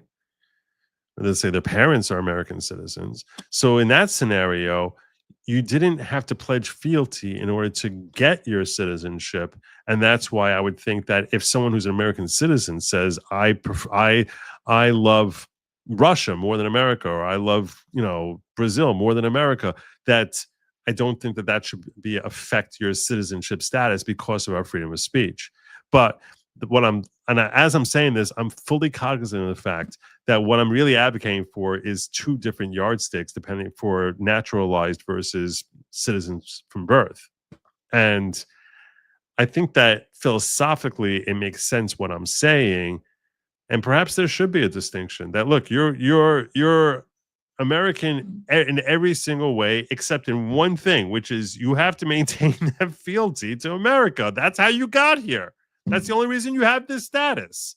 So since she was born, so I would say if her mother did it, my personal perspective, when they say, Joe, rewrite all the rules for how America will operate, and when Americans come together and unanimously say we need good logic to rewrite all the rules for how our country is going to operate, I will make that distinction between naturalized citizens and those who were born with citizenship. I would get rid of birthright citizenship. I don't think that being born here is a base of citizenship. But I'm saying if you're here, if your citizenship comes because your parents are American, and that's how you're attaining your citizenship, I would say that you have a more unfettered freedom of speech in that one regard, which is that person who's coming from a different country has to maintain that fealty to America over all other countries. And if they were to renounce that or have a change of heart, right? If they have a change of heart, maybe they meant it when they first said it, and 5 years later they come here and they're like, oh, wow, I really like 6 other countries more than this country. Well, F off. Goodbye. We don't need you. So in that sense, they would have a more limited freedom of speech. To me, if I was rewriting the rules for America, that is one thing I would change. What are your thoughts on that, though? Well, I would think that I agree.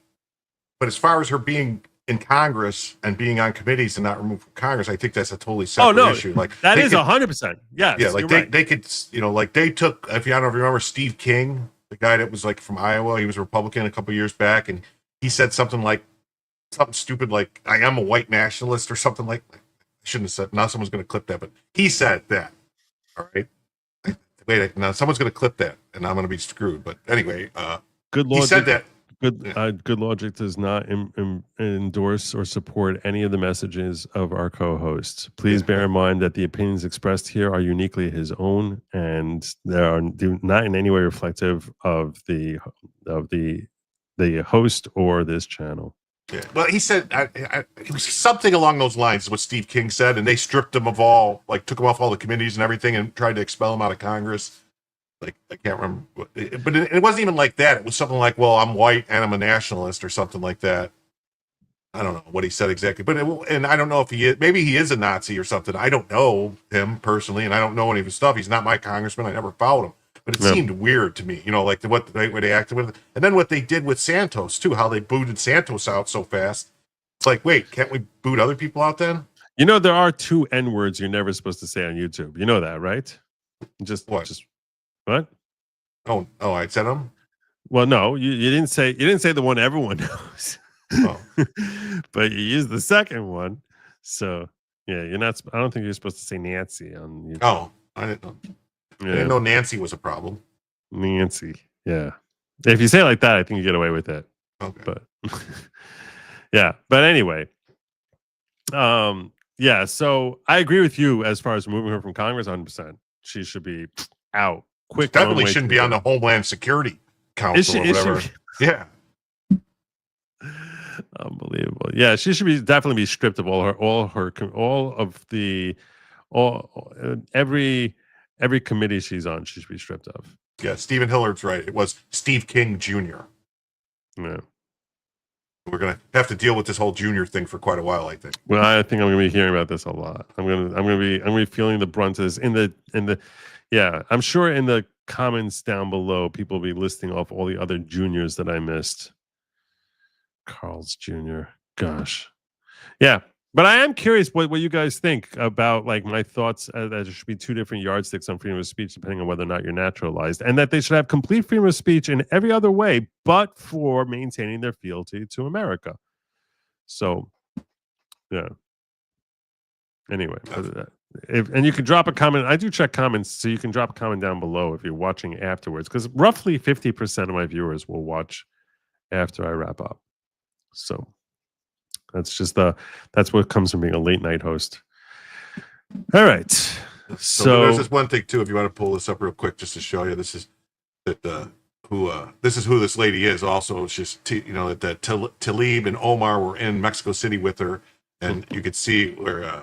She met with Mohammed Khalil, and said he was a great guy and all that stuff. And, moral clarity. This is what I just moral clarity and committing to working together to realize our collective liberation. Oh, so God. she wants to be liberated from something. Yeah. Our collective liberation. Yeah. And then here she is with the 2024 annual care banquet with Linda Sarsour. Of course. Terrorist sympathizer Linda Sarsour. Junior bacon cheeseburger isn't real bacon. I don't know. Is it? Have you ever had junior bacon cheeseburger? I have no idea. I don't even know I don't even know where you order that. So, yeah, you stumped me on that one. You stumped me on that one. Where's that? Was that in the chat? Yeah, that was fellas. Oh, okay.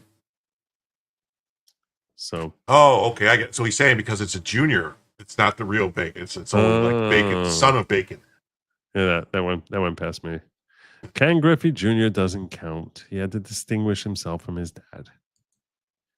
So, yeah. What about Whopper Jr.? I see you people in the chat Jim tells you, Junior. I see you with your Louis Gossett Juniors. There's not going to be an end to this. I'm going to hear about this for a while. Well, I made this bet. I'll lie in it. So, what do we got next? We have another story if you want to keep going. I would love it. All right, so I don't know if you know, there's this governor in Minnesota by the name of Tim Walz. Oh, here we go. Here we go. So I don't know. I know very little about this story. At the intro, I was explaining to you all about how like I had nothing, and then he gave me this Walz thing, and I really know nothing more than the title. So he's going to read to me. I'm going to read to you. This is also like I'm a 1960s child watching airplanes and going airplanes, and I'm going to be interacting with you all and giving my thoughts as we go through this. So walk me through. You mentioned something about a spy also, right? Oh, that was in yesterday's stuff. There was. It's all good. It's all gravy. I'll bring it up after this. But all right. Yeah, where the FBI and stuff, they knew about him. But so we have this breaking news. This is true. I don't. Breaking. Minnesota has shut down its housing stabilization services after the FBI uncovered over $100 million in Medicaid fraud, with nearly 80 providers billing the state for fake housing services, but no one has yet been charged. Wait, Medicaid housing? I thought Medicaid would be health. Somehow they were doing something and they were charging for housing. They had some kind of services where they were charging through housing. So that's weird. Okay. Tell me more. Wait, what's going on here? Oh, that's not the right one. Wait. How did that get there? I don't know. I'm getting nervous. What happened? Somehow. Okay, I must have moved it. All right, never mind. So here we go. We got this. Minnesota just lost $100 million pretending to fix housing while pretending not to notice the fraud. This is what happens when your government cares more about woke optics than real oversight. Minnesota handed out money like candy under the name of housing stabilization. And surprise, surprise, surprise, nearly 80 providers lined up to bill for services that did not exist. I wonder how many of them were giving kickbacks to the government. Yeah, 100 million taxpayer dollars gone, and not one person's been charged. Imagine that. If you or I did it, we'd be in handcuffs before lunch. But when it's government-sanctioned incompetence wrapped in a social justice label, accountability becomes optional. How do you run a program that lets 80 fake providers eat off the system without a single red flag? I'll bet you anything Tim Walz was like proudly touting how they've given these hundreds of millions to for housing. Getting people off the streets. Yeah, he's getting people off the street. There was a story the other day about Karen Bass is running around saying she's cleaning up the homeless encampments. All right. And they're showing we got 70 people off the street. Well, she spent $450 million or something like that. Yeah, $450 million, and they've gotten 1,000 people off the street. They got how many people? So 1,000, like just over 1,000. So it's like $450,000 per person they got off the street. So it's like, wait a minute. You could have just bought them all houses. Or, $500,000 houses and gave them to them. What did you spend the money on? Wow. Yeah. Unbelievable. Yeah, California. I mean, I hope Harmeet Dillon looks at California and the money that's been someone, maybe not her, but someone in the Justice Department, where the homeless money is gone in California, because you're talking billions and billions of dollars just went up in smoke in California, and there's no accountability at all. Why is it always when there's a leftist governor? Why? I don't know. I feel like I'm not taking up advantage of Governor Murphy here in Jersey. I feel like I'm there's gold in them dar hills. You just got to go out there. Freaking morals. Go on. Yeah. So this isn't just a scandal; it's a masterclass on how blue state governance burns money and plays dumb when it gets caught. Nobody's getting arrested because that would mean admitting the whole thing was broken from the start. Minnesota didn't just get robbed; they left the door wide open and offered snacks. Nice. Do you have a? I have right here. Look at that. Who's that right there? Our boy. State shuts down $107 million. By the way, he's actually looking slimmer. No? He is. I don't know what's going on. He's looking like similar. he really has been, he's he looks like he's lost like 50 pounds. Maybe he's planning on running for president. Yeah, perhaps. Maybe those high kicks that he does when he comes out on stage like he's Richard Simmons, was just exhausting. Do you have any thoughts on why Kamala Harris decided not to run for governor of California? I'm glad you brought this up. We should talk about this. Because we'll come back to Tim Walz, but we definitely need to talk about Kamala Harris, because in case you missed it, and we probably don't have any links for it, and that's not anyone's fault other than mine. I could pull up a link real quick. But Kamala Harris has decided that she is not going to be running for governor when Newsom runs, his term expires, which I think it expires in 26, right? Yeah. So she is not going to be running for governor, and folks speculate that perhaps she's going to be running for president and whatever. But what did she had a quote also, right, about how I want to hear. I remember hearing a quote from her which made me like guffaw. I don't know if you able to pull that up. Yeah, right here. All right, let's. I have something pulled up. I don't know what it is. We got some. Hopefully, it's gold. It's from Byron Donald, so it's going to be gold. It says Kamala is officially not running for governor. She will now have even more time to testify before the GOP Oversight Committee regarding the cover-up of Joe Biden's cognitive decline and her administrative autopsy. What did she know? When did she know it? So this must be her talking where she. I don't know we definitely need to hear this. Moments ago, former Vice President Kamala Harris will not run for California governor next year, leaving open the possibility that she could mount a third run for the White House in 2028. She said in a statement, over the last 6 months, I have spent time reflecting on this moment in our nation's history and the best way for me to continue fighting for the American people and advancing values and ideals I hold dear. I've given serious thought to asking the people of California for the privilege to serve as their governor. I love this state, its people, and its promise. It's my home. But after deep reflection, I've decided that I will not run for governor in this election. Moments ago, former Vice President Kamala Harris. So what you really need to find now is what were her polling numbers for governor, because I bet you anything. No, I think her polling was good, actually. Was it? I need to see. She's a former presidential candidate. She should be like, the Democratic front runner by like a landslide. Like she should have like 75%. She's in a deeply blue state, and she just ran against Trump. Yeah, she said she was leading because she should be like at 75%.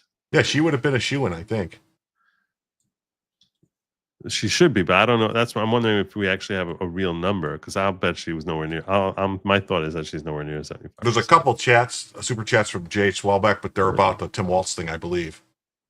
All right, we'll come back to when we get back to Tim Walz. Yeah, I'll tell you right now, she definitely did her own internal polling, and she's like, this is not going to go well. I think that it's very possible that we're never going to hear from her again in public life. That was such a humiliating loss. That was such a landmark loss. And I know it was 107 days and all that other stuff. I actually have a clip. I know I was reading something before about that she was having a lot of trouble raising money. Because who the hell would invest? How many times can you double and triple down on this bitch? She's lousy. She was never a strong candidate. She didn't. She was going up. Look, let's face it. She was going up against a juggernaut. Given the fact that especially after all the after all the criminal charges, which got everything really jump started for Trump 2.0, because he was dead in the water. I mean, he was not popular in 2021. People were tired of hearing him complain. 2022 rolled around. He is not popular. And then they just started trying to prosecute him. And that built so much sympathy for him and so much love. And then with the attempted assassinations, she was running into a juggernaut. That was a chainsaw. And she's like trying to fight a chainsaw with her fists. And she had no chance. But it's also because she's just a terrible, Terrible candidate. She's not a good candidate in any way, shape, or form. She's not coherent. She doesn't have any sort of baseline of values. She's there's nothing about her that's appealing short of the fact that she's a dark-skinned woman. I mean, she has a CV, a resume, which is the sort of thing they love to throw at us. Here's the thing about the left in general. They care far less about accomplishment than they do and title than they do about care far less about accomplishment than they care about your resume. And your resume is just a list of what jobs you've held rather than what you've done in those jobs. Think about this. Name an accomplishment of Hillary Clinton. Name one accomplishment, something that she did. She got a bunch of people killed in Benghazi. I'm saying something that she would proudly state, this is something I did. Oh, the one thing I know that she was proud of, she said, we came, we saw, he died. Yeah. Which is that really her? Is that really her? Right. So she's talking about Osama bin Laden. Yeah, no, she was talking about that was Gaddafi. But she that was it? Yeah, it was Gaddafi. I don't know, like she sold uranium to the Russians, but I don't really know what she did besides she stole a lot of money from Haitians. I know that. No one knows what she did. No, because she didn't do anything. You can't find anything that she did. She was terrible. She was as a first lady, she was tasked with overhauling our healthcare system. Failed. Then she took hot off the heels of that failure, she became New York State senator. And she was very lucky that plane crash happened, that she was able to become senator too, because that would have been John Kennedy Jr.'s seat. That would have been John Boyce. Likely, yeah. And it was good fortune. She had very good fortune about that death. It was pure luck that just worked out for her. 100% luck. But yeah, all she had is one scandal after another. She had, Whitewater scandal and her Clinton Foundation scandal and Benghazi scandal, and she's far more famous for any scandals, and she's famous for her titles and her scandals. She's Secretary of State. No one knows what the hell she accomplished in that role other than Benghazi. She's just been a disaster, and yet she was the head and shoulders. No one can run against her in 2016. She was head and shoulders going back to 2008. And then she had more scandals, and now she's like, oh, obviously she's why?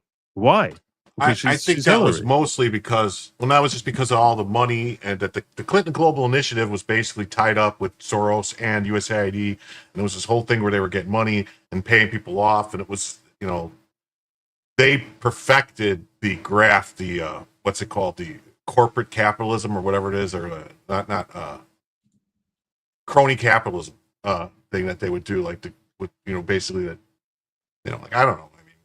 There's a lot of stuff talking about Bill Clinton was involved with the CIA back when they were running cocaine through Mena, Arkansas, when he was governor. Right.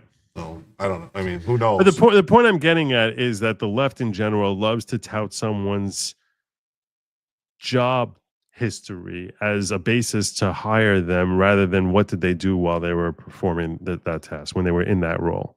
And that's what they're doing with Kamala. But she was really just a lousy candidate. She doesn't speak coherently. She has no likability. And that's all Hillary's same thing.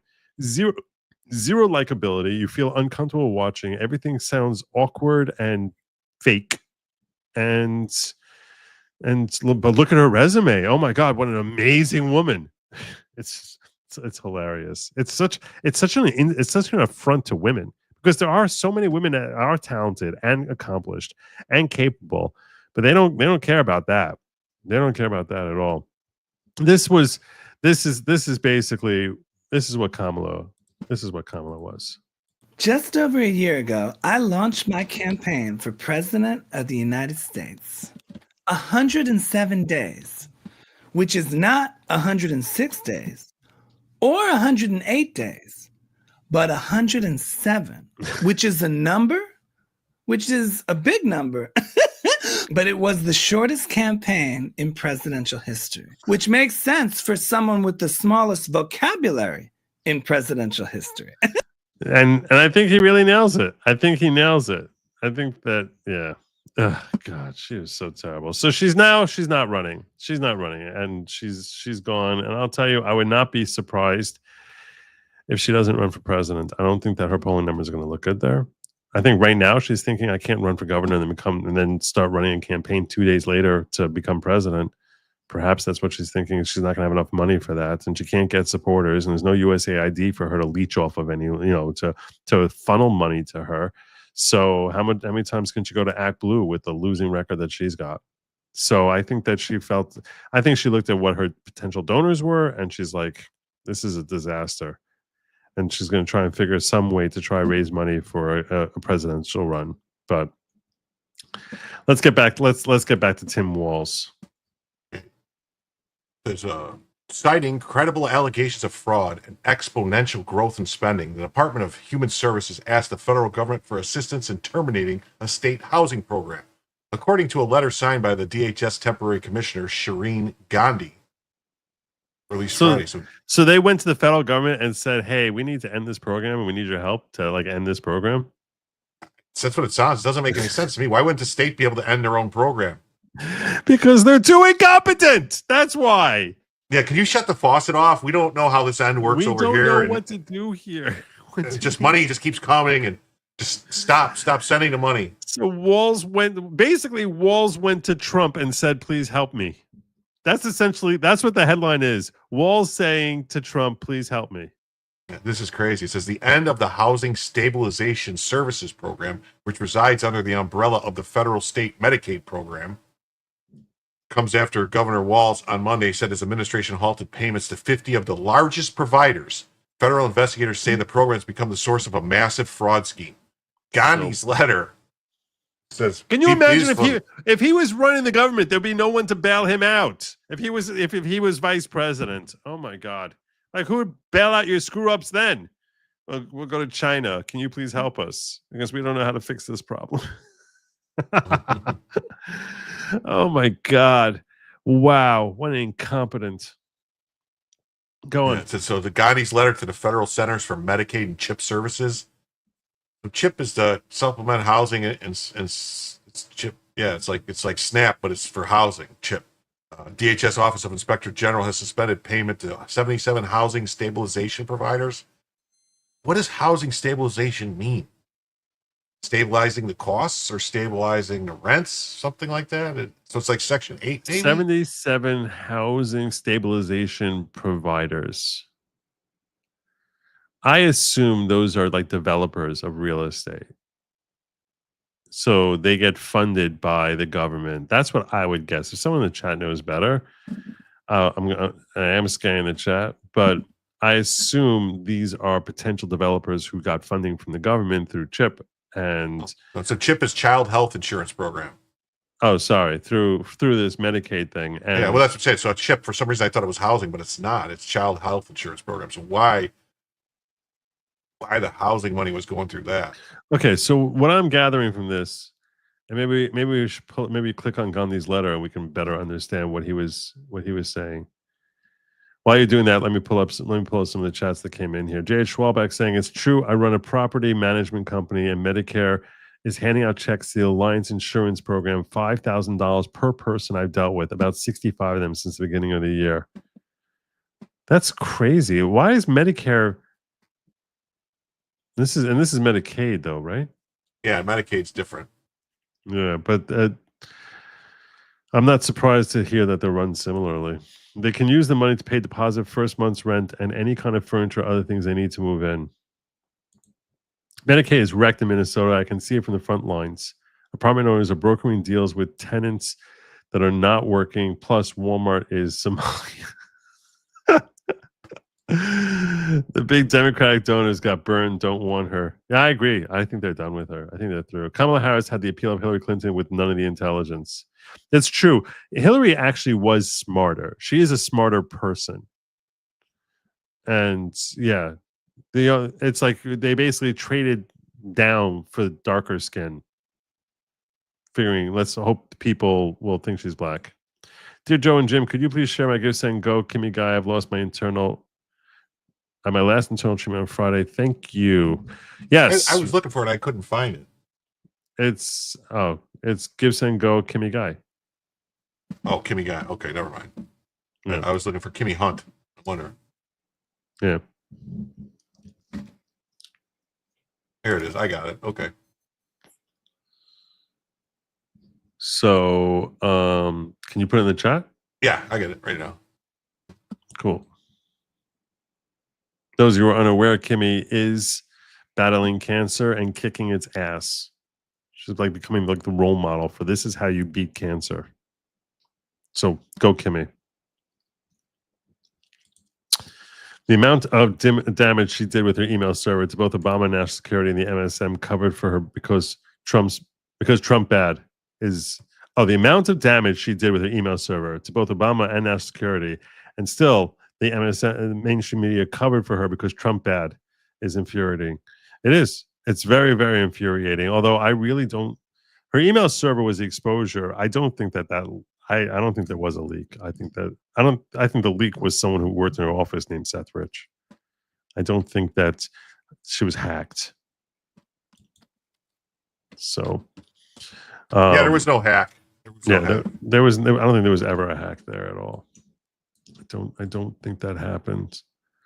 And Rosellian says, Joe, I found you a job in D.C. Judge Jeanine is offering people prosecution jobs in D.C. She needs like 90 of them and 60 investigators. Also, I know how to fix D.C. crime. You go after the leaders and the people doing the crime with RICO charges. Gangs are no different than the mob is. You really think I want to have a job in D.C.? Oh, J.H. Welbeck says housing stabilization advisors are like the United Way, Catholic Charities, and local government agencies. God. Everyone's got their racket, I guess. Yeah, I'm not really looking to move to DC. My soul is too precious to me for me to move to DC, and I don't think that my soul would fare well there. So here's the letter that they sent to acting director for the Center for Medicaid and CHIP Services in Baltimore, Maryland. Dear Miss Knapp. All right, make it bigger, tiny bit. All right, that's good. On behalf of the state of Minnesota and the Department of Human Services, I'm reaching out to request assistance with terminating the state's housing stabilization benefit authorized under Statute 1915I of the Social Security Act and in effect since August 2018. This action is necessary to safeguard Medicaid enrollees and protect the fiscal integrity of Minnesota's Medicaid program. Wouldn't that be wouldn't that be up to the state to do? Like, why do you need to? I'm guessing that there's a federal agency that's specifically designed to help with this type of scenario. That's what I'm gathering. It's not like they're like this, because this is likely something that comes up frequently, and they're like, okay, if you're really effed up in how you're running your state, we'll be there to try to help you sort through it. So it's not like I think that it's addressed to the acting. Who's it addressed to? You have something blocking. I can't see. Caprice. What? Oh, what did I do? How did I do that? What? I don't know. All right. Caprice Knapp, acting director of Center Medicaid and CHIP Services. So I'm guessing that that's a federal agency which specifically designed that the services they probably have a department in there which is used to dealing with this sort of thing. So used to dealing with massive amounts of fraud. Yeah, you think that? I'm sure Minnesota's not the first state that's ever happened, right? So I don't know. So the DHS Office of Inspector General has suspended payment to 77 housing stabilization providers this year based on credible allegations of fraud. The FBI and the U.S. Attorney's Office have initiated criminal investigations. This guy this guy must be the biggest sucker on earth. He's either crooked or he's a sucker. I'm talking about Tim Walz, because he had the same thing with COVID handouts, that he had all sorts of fraud that was happening with his COVID handouts. So either he's either incompetent or he's crooked, meaning he's either taking siphoning some of this money for himself, or He's just a complete and total boob that he looks like he is. You see the guy, he looks like someone who's just an outright boob. I'm wondering if this has any connection to that assassination stuff. Remember that guy? It was obviously, we thought he was getting money, must have been from USAID or something. The guy that was in the Congo. I'm just wondering if there's. It's about Mangione? Mangione's victim? No. The guy that killed the politicians in Minnesota. Oh, That says that Tim Walz hired him. Yeah. Right. That was who killed 2 Democrat legislators. I think Right. he had, yeah. He wrote a whole, we read his manifesto letter, which was basically saying that Tim Walz wanted him to go do something illegal. So I'm angry. Tim Walz wanted him to take out Amy Klobuchar or something. Right. I'm not putting too much into what I read from that guy. I'm not putting too much into that. Yeah, But, so this is basically this letter saying, help us do this to close it out. That's about it. So prompt attention, blah, blah. Getting all necessary information. The team is working to identify supports available to those served by the benefit. But it looks like that the benefit was being just taken by some. So but here's we'll go back to this one, which is earlier this month, the FBI raided 5 Minnesota businesses that have received millions in Medicaid money for services they did not provide. According to the unsealed warrants, the Housing Stabilization Services Program is intended to help older adults and people with disabilities find and maintain housing. Okay, so that's probably why it's through Medicaid, because it's people with disabilities or people that are on, like on Medicare or can't stuff. So since its inception, the program's growth has exploded. Star Tribune reported recently, because there was a whole thing too. I don't know if you saw, there was another story when it was I think it was autism maybe or something like that in Minnesota, where like. Yeah, the reason it's exploded is because if you suck at weeding out fraud, it's going to explode. It's kind of like if you become notoriously bad at protecting the border, all of a sudden there's 200,000 people streaming across it. But like it says in 2017, they expected the cost to be $2.6 million a year, but by 2024 the cost was $107 million. Oh my God, it's so bad. It's so bad. He's so inept. He's so utterly inept. Yeah. Yeah. So Thompson said recently that when current I'm a knucklehead. What can I do? Well, I'm a knucklehead. Yeah. That the failure to program in concert with the hundreds of millions lost via other programs is sure to become a political fodder, especially should Walz run for a third term. Oh, they have Thompson third terms there. Yeah, Thompson said recently that when his current investigations are finished, fraud and programs administered by Minnesota could exceed $1 billion. Wow. From pandemic era food aid program known as Told you Feeding about Our that. Future. Yeah. State's autism program and rapidly increasing sums. You want to read about that one too? That's the autism program that went like crazy. Like they're like, oh, and it's like, wait, everyone has autism? Yeah. God. My God. What an utter disaster. He's like the poster child for everything wrong with the left. Terrible policies, terrible implementation, money drain, waste, and a sucker. Like he's the poster child for like, this is why people say go woke, go broke. Because you're so short-sighted, so utterly short-sighted that you're basically the personification of a fool and his money. Soon to be parted. Yep. Yeah. Mm-hmm. Wow. All right. So the fraud crisis did not just come out of nowhere.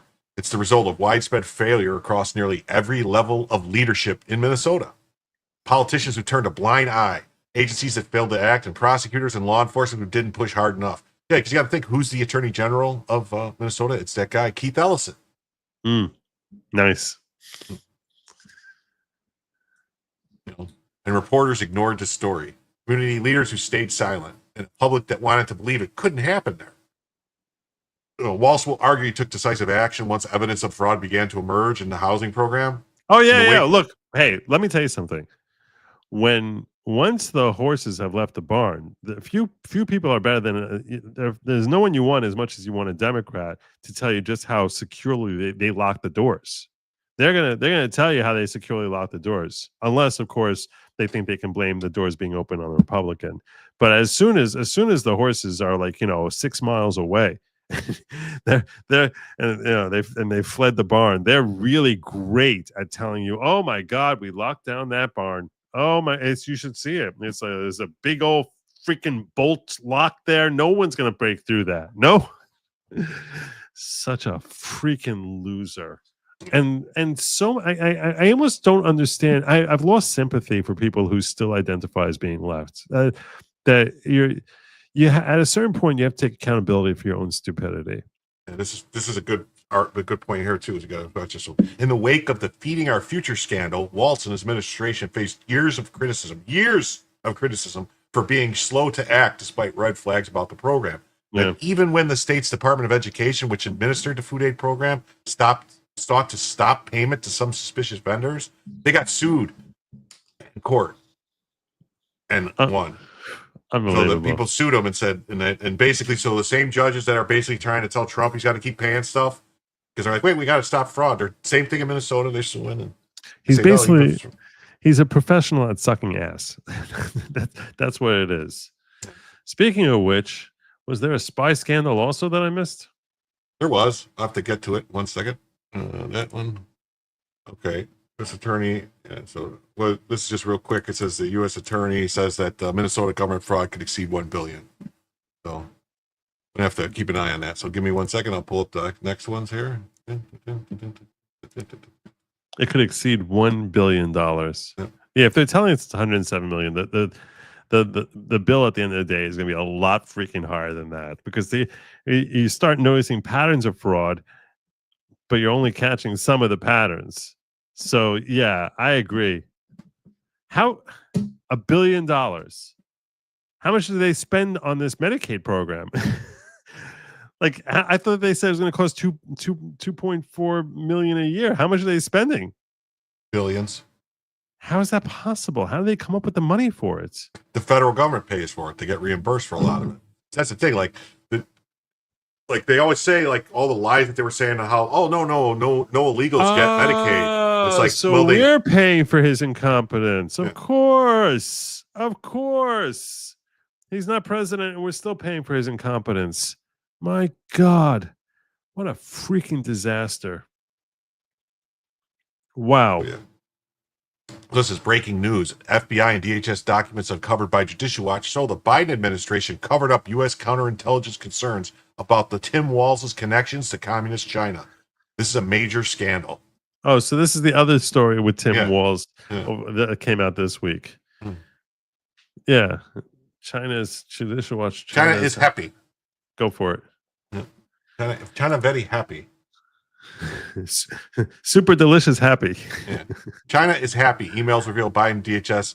And now, if I remember correctly, this story is like real hard. Like the way they wrote this story is super hard to follow. Oh, good. So I'll walk you through it. I'll do my best to try and figure it out with you. Let's do it.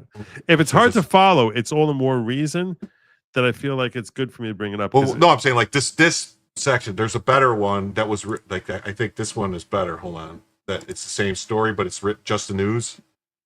Did a little better writing it.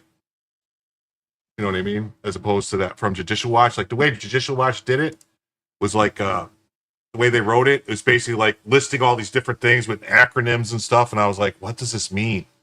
I tried reading it the other night and I'm like, I'll pull it up and show you. But it's like, look, like if you look at like where it's like Judicial Watch announced today that it received 47 pages of dot records from the U.S. Department of Homeland Security. All right, read it proper, and I'm going to tell you what it means. I'm going to decipher it for you. Let's do it. I'm not even looking. I'm not looking. Judicial Watch announced today it received 47 pages of records from the U.S. Department of Homeland Security, DHS, in a Freedom of Information Act FOIA lawsuit about Governor Tim Walz's connections to the Chinese Communist Party.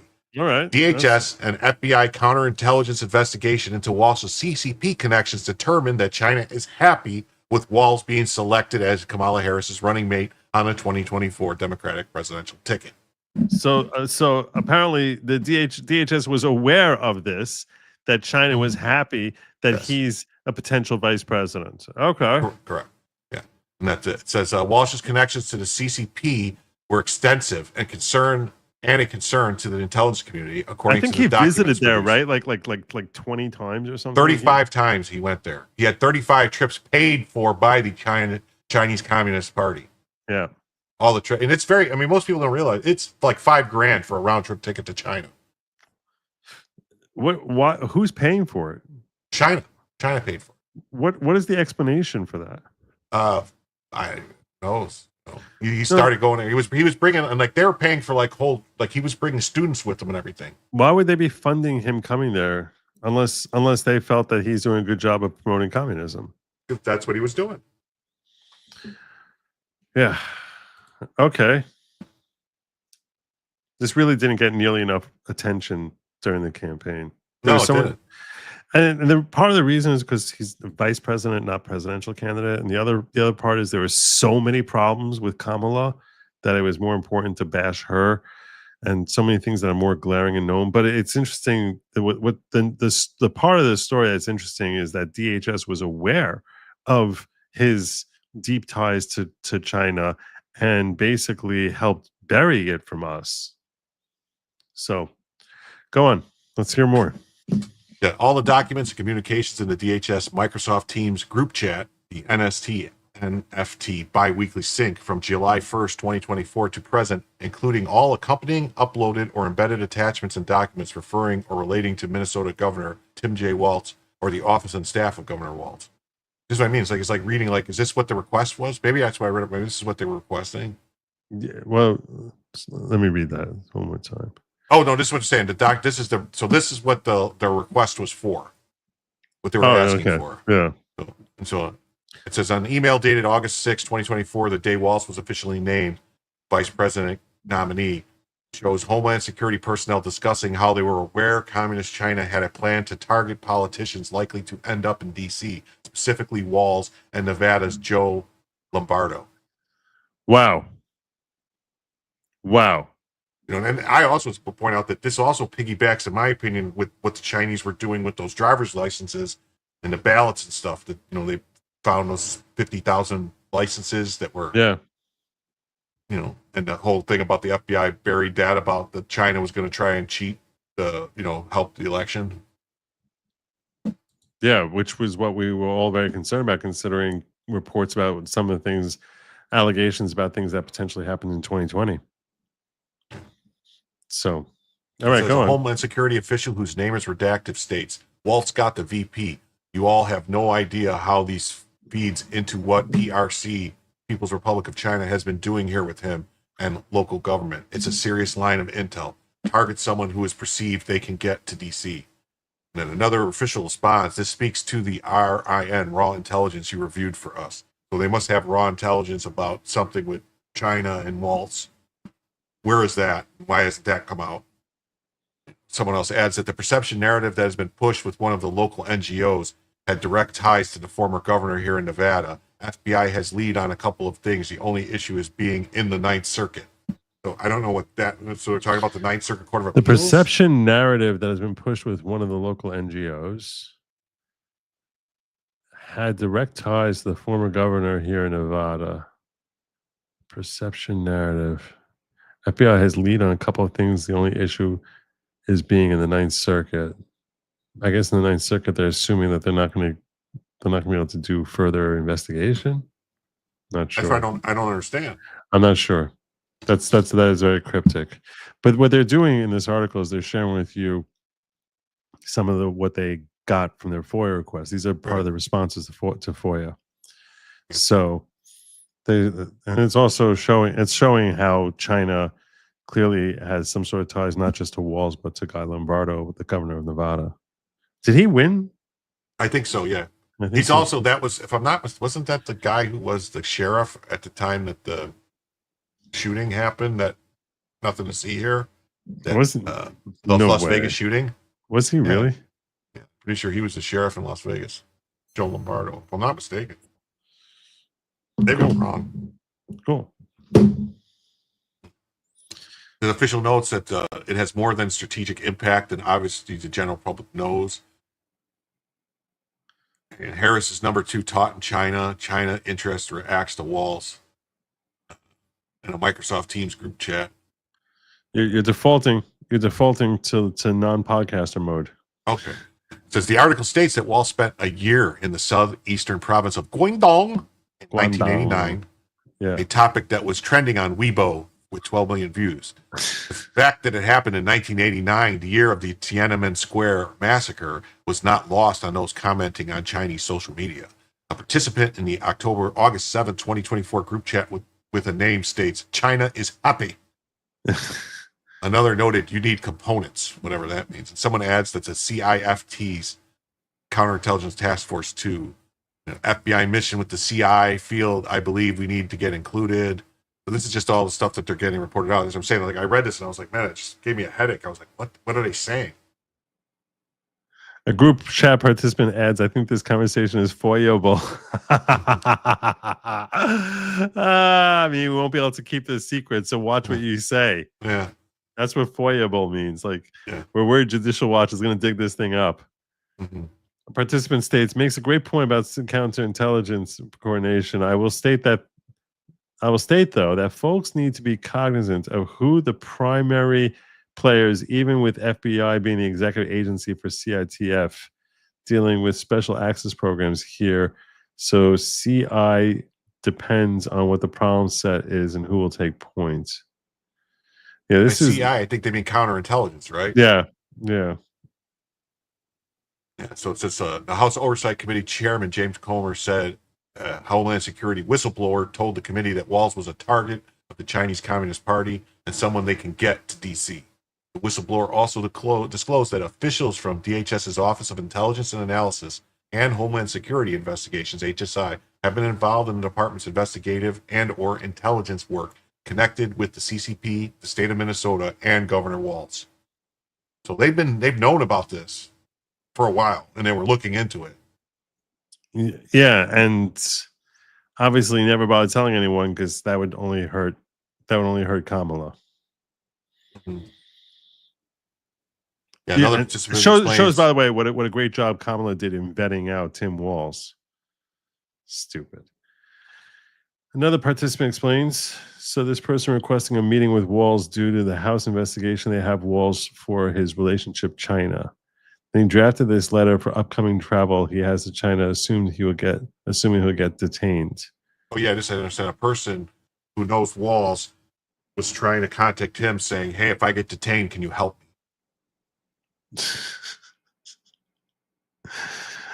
The person requesting a meeting with Walz, Chang Wang, is a U.S. citizen attorney, adjunct professor at the University of Minnesota, vice chair, Council of Asian Pacific Minnesotans.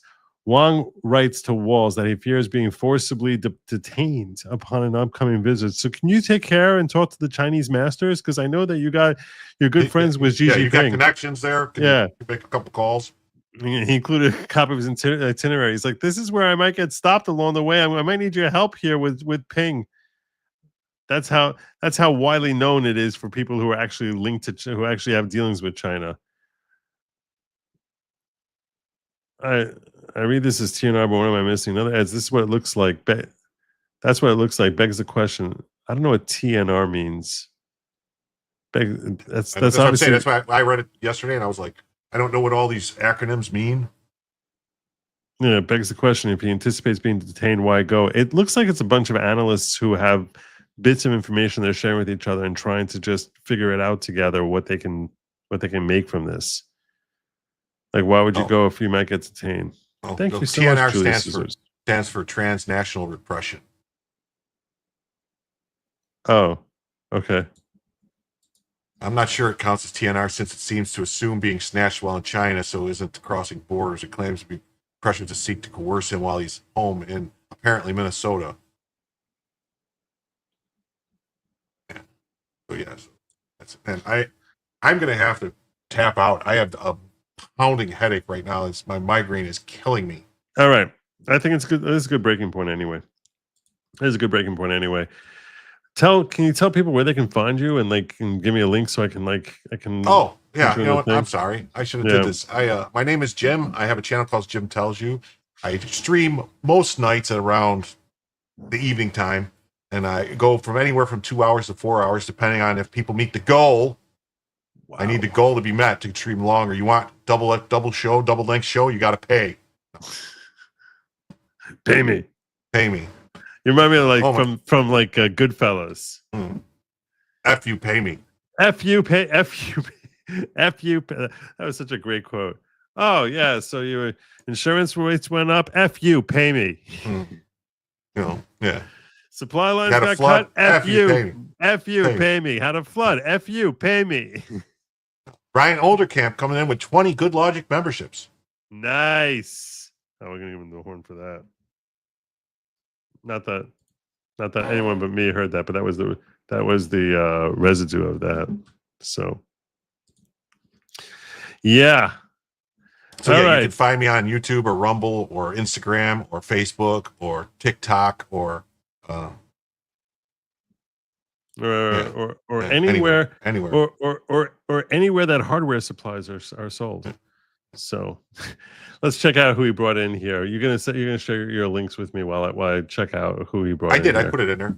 Okay, fine. Oh wait, I did, didn't I? I didn't see it, so I'll put it. You might want to make sure. You might want to make sure that you have it there. I'll put it in the following 20 people brought in courtesy of awesome Brian Oldenkamp. That includes brought into the following. That includes Bruce Rice is 00 Toxiotko TS Vincent ZG 2IN. The rest of Shirk 5463. You guys, when I'm calling out your names, you should be expressing your gratitude to Brian Oldenkamp. That's part of being a member of the following. The following is not at all a cult type of cult. It's just about greater personal growth, and part of that is expressing your gratitude to the awesome Brian Oldenkamp. Who else we got? We got JA590, Tuckwheat, Vanilla Gorilla 2024, Penny 5, Chase Junkie 6625, Adam K 4264, Audra, you buy now. Potato Biden saying gimme. I don't think he got it. Got it. Patty Bilsma 9331, Beverly Alford, Elen Cow, as well as Barbell Mount 2670, Joe Sullivan 3400, Fat Potato 49. That's the wrong one. Potato Biden really wants it, not fat. No offense, Fat Potato. Everyone likes fat potatoes. Everyone does. Don't take it personally. People like fat potato. Why would you want a skinny little potato? No one wants a skinny. People like fat potatoes. And we welcome you into the following. We also welcome Pug Genie 6920, Extreme Shaft 2TI, and there you go. And Bruce Rice already said thank you for the memo. Very kind indeed. See, Bruce Rice knows how it's done. He knows how it's done. God bless you.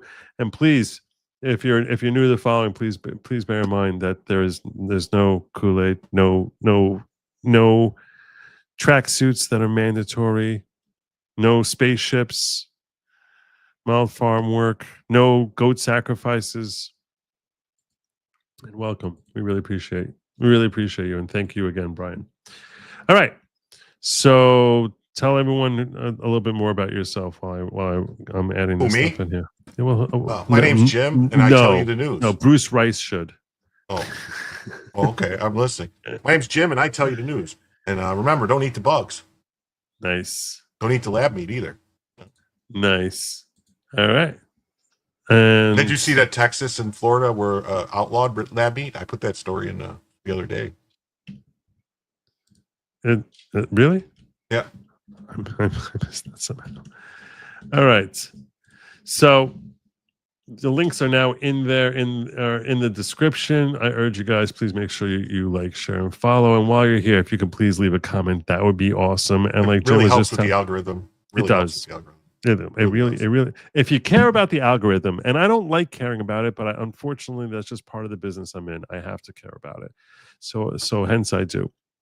So if you care about helping me with the algorithm, it would be most appreciated if you could drop a comment, a like, a share, subscribe, share with your friends. Don't keep me to yourself. It's not going to change anything between us if you share me with others. Do not eat the bugs and the lab meat. That's for they, them, not for you. Have a good night, everyone. And as always, Godspeed.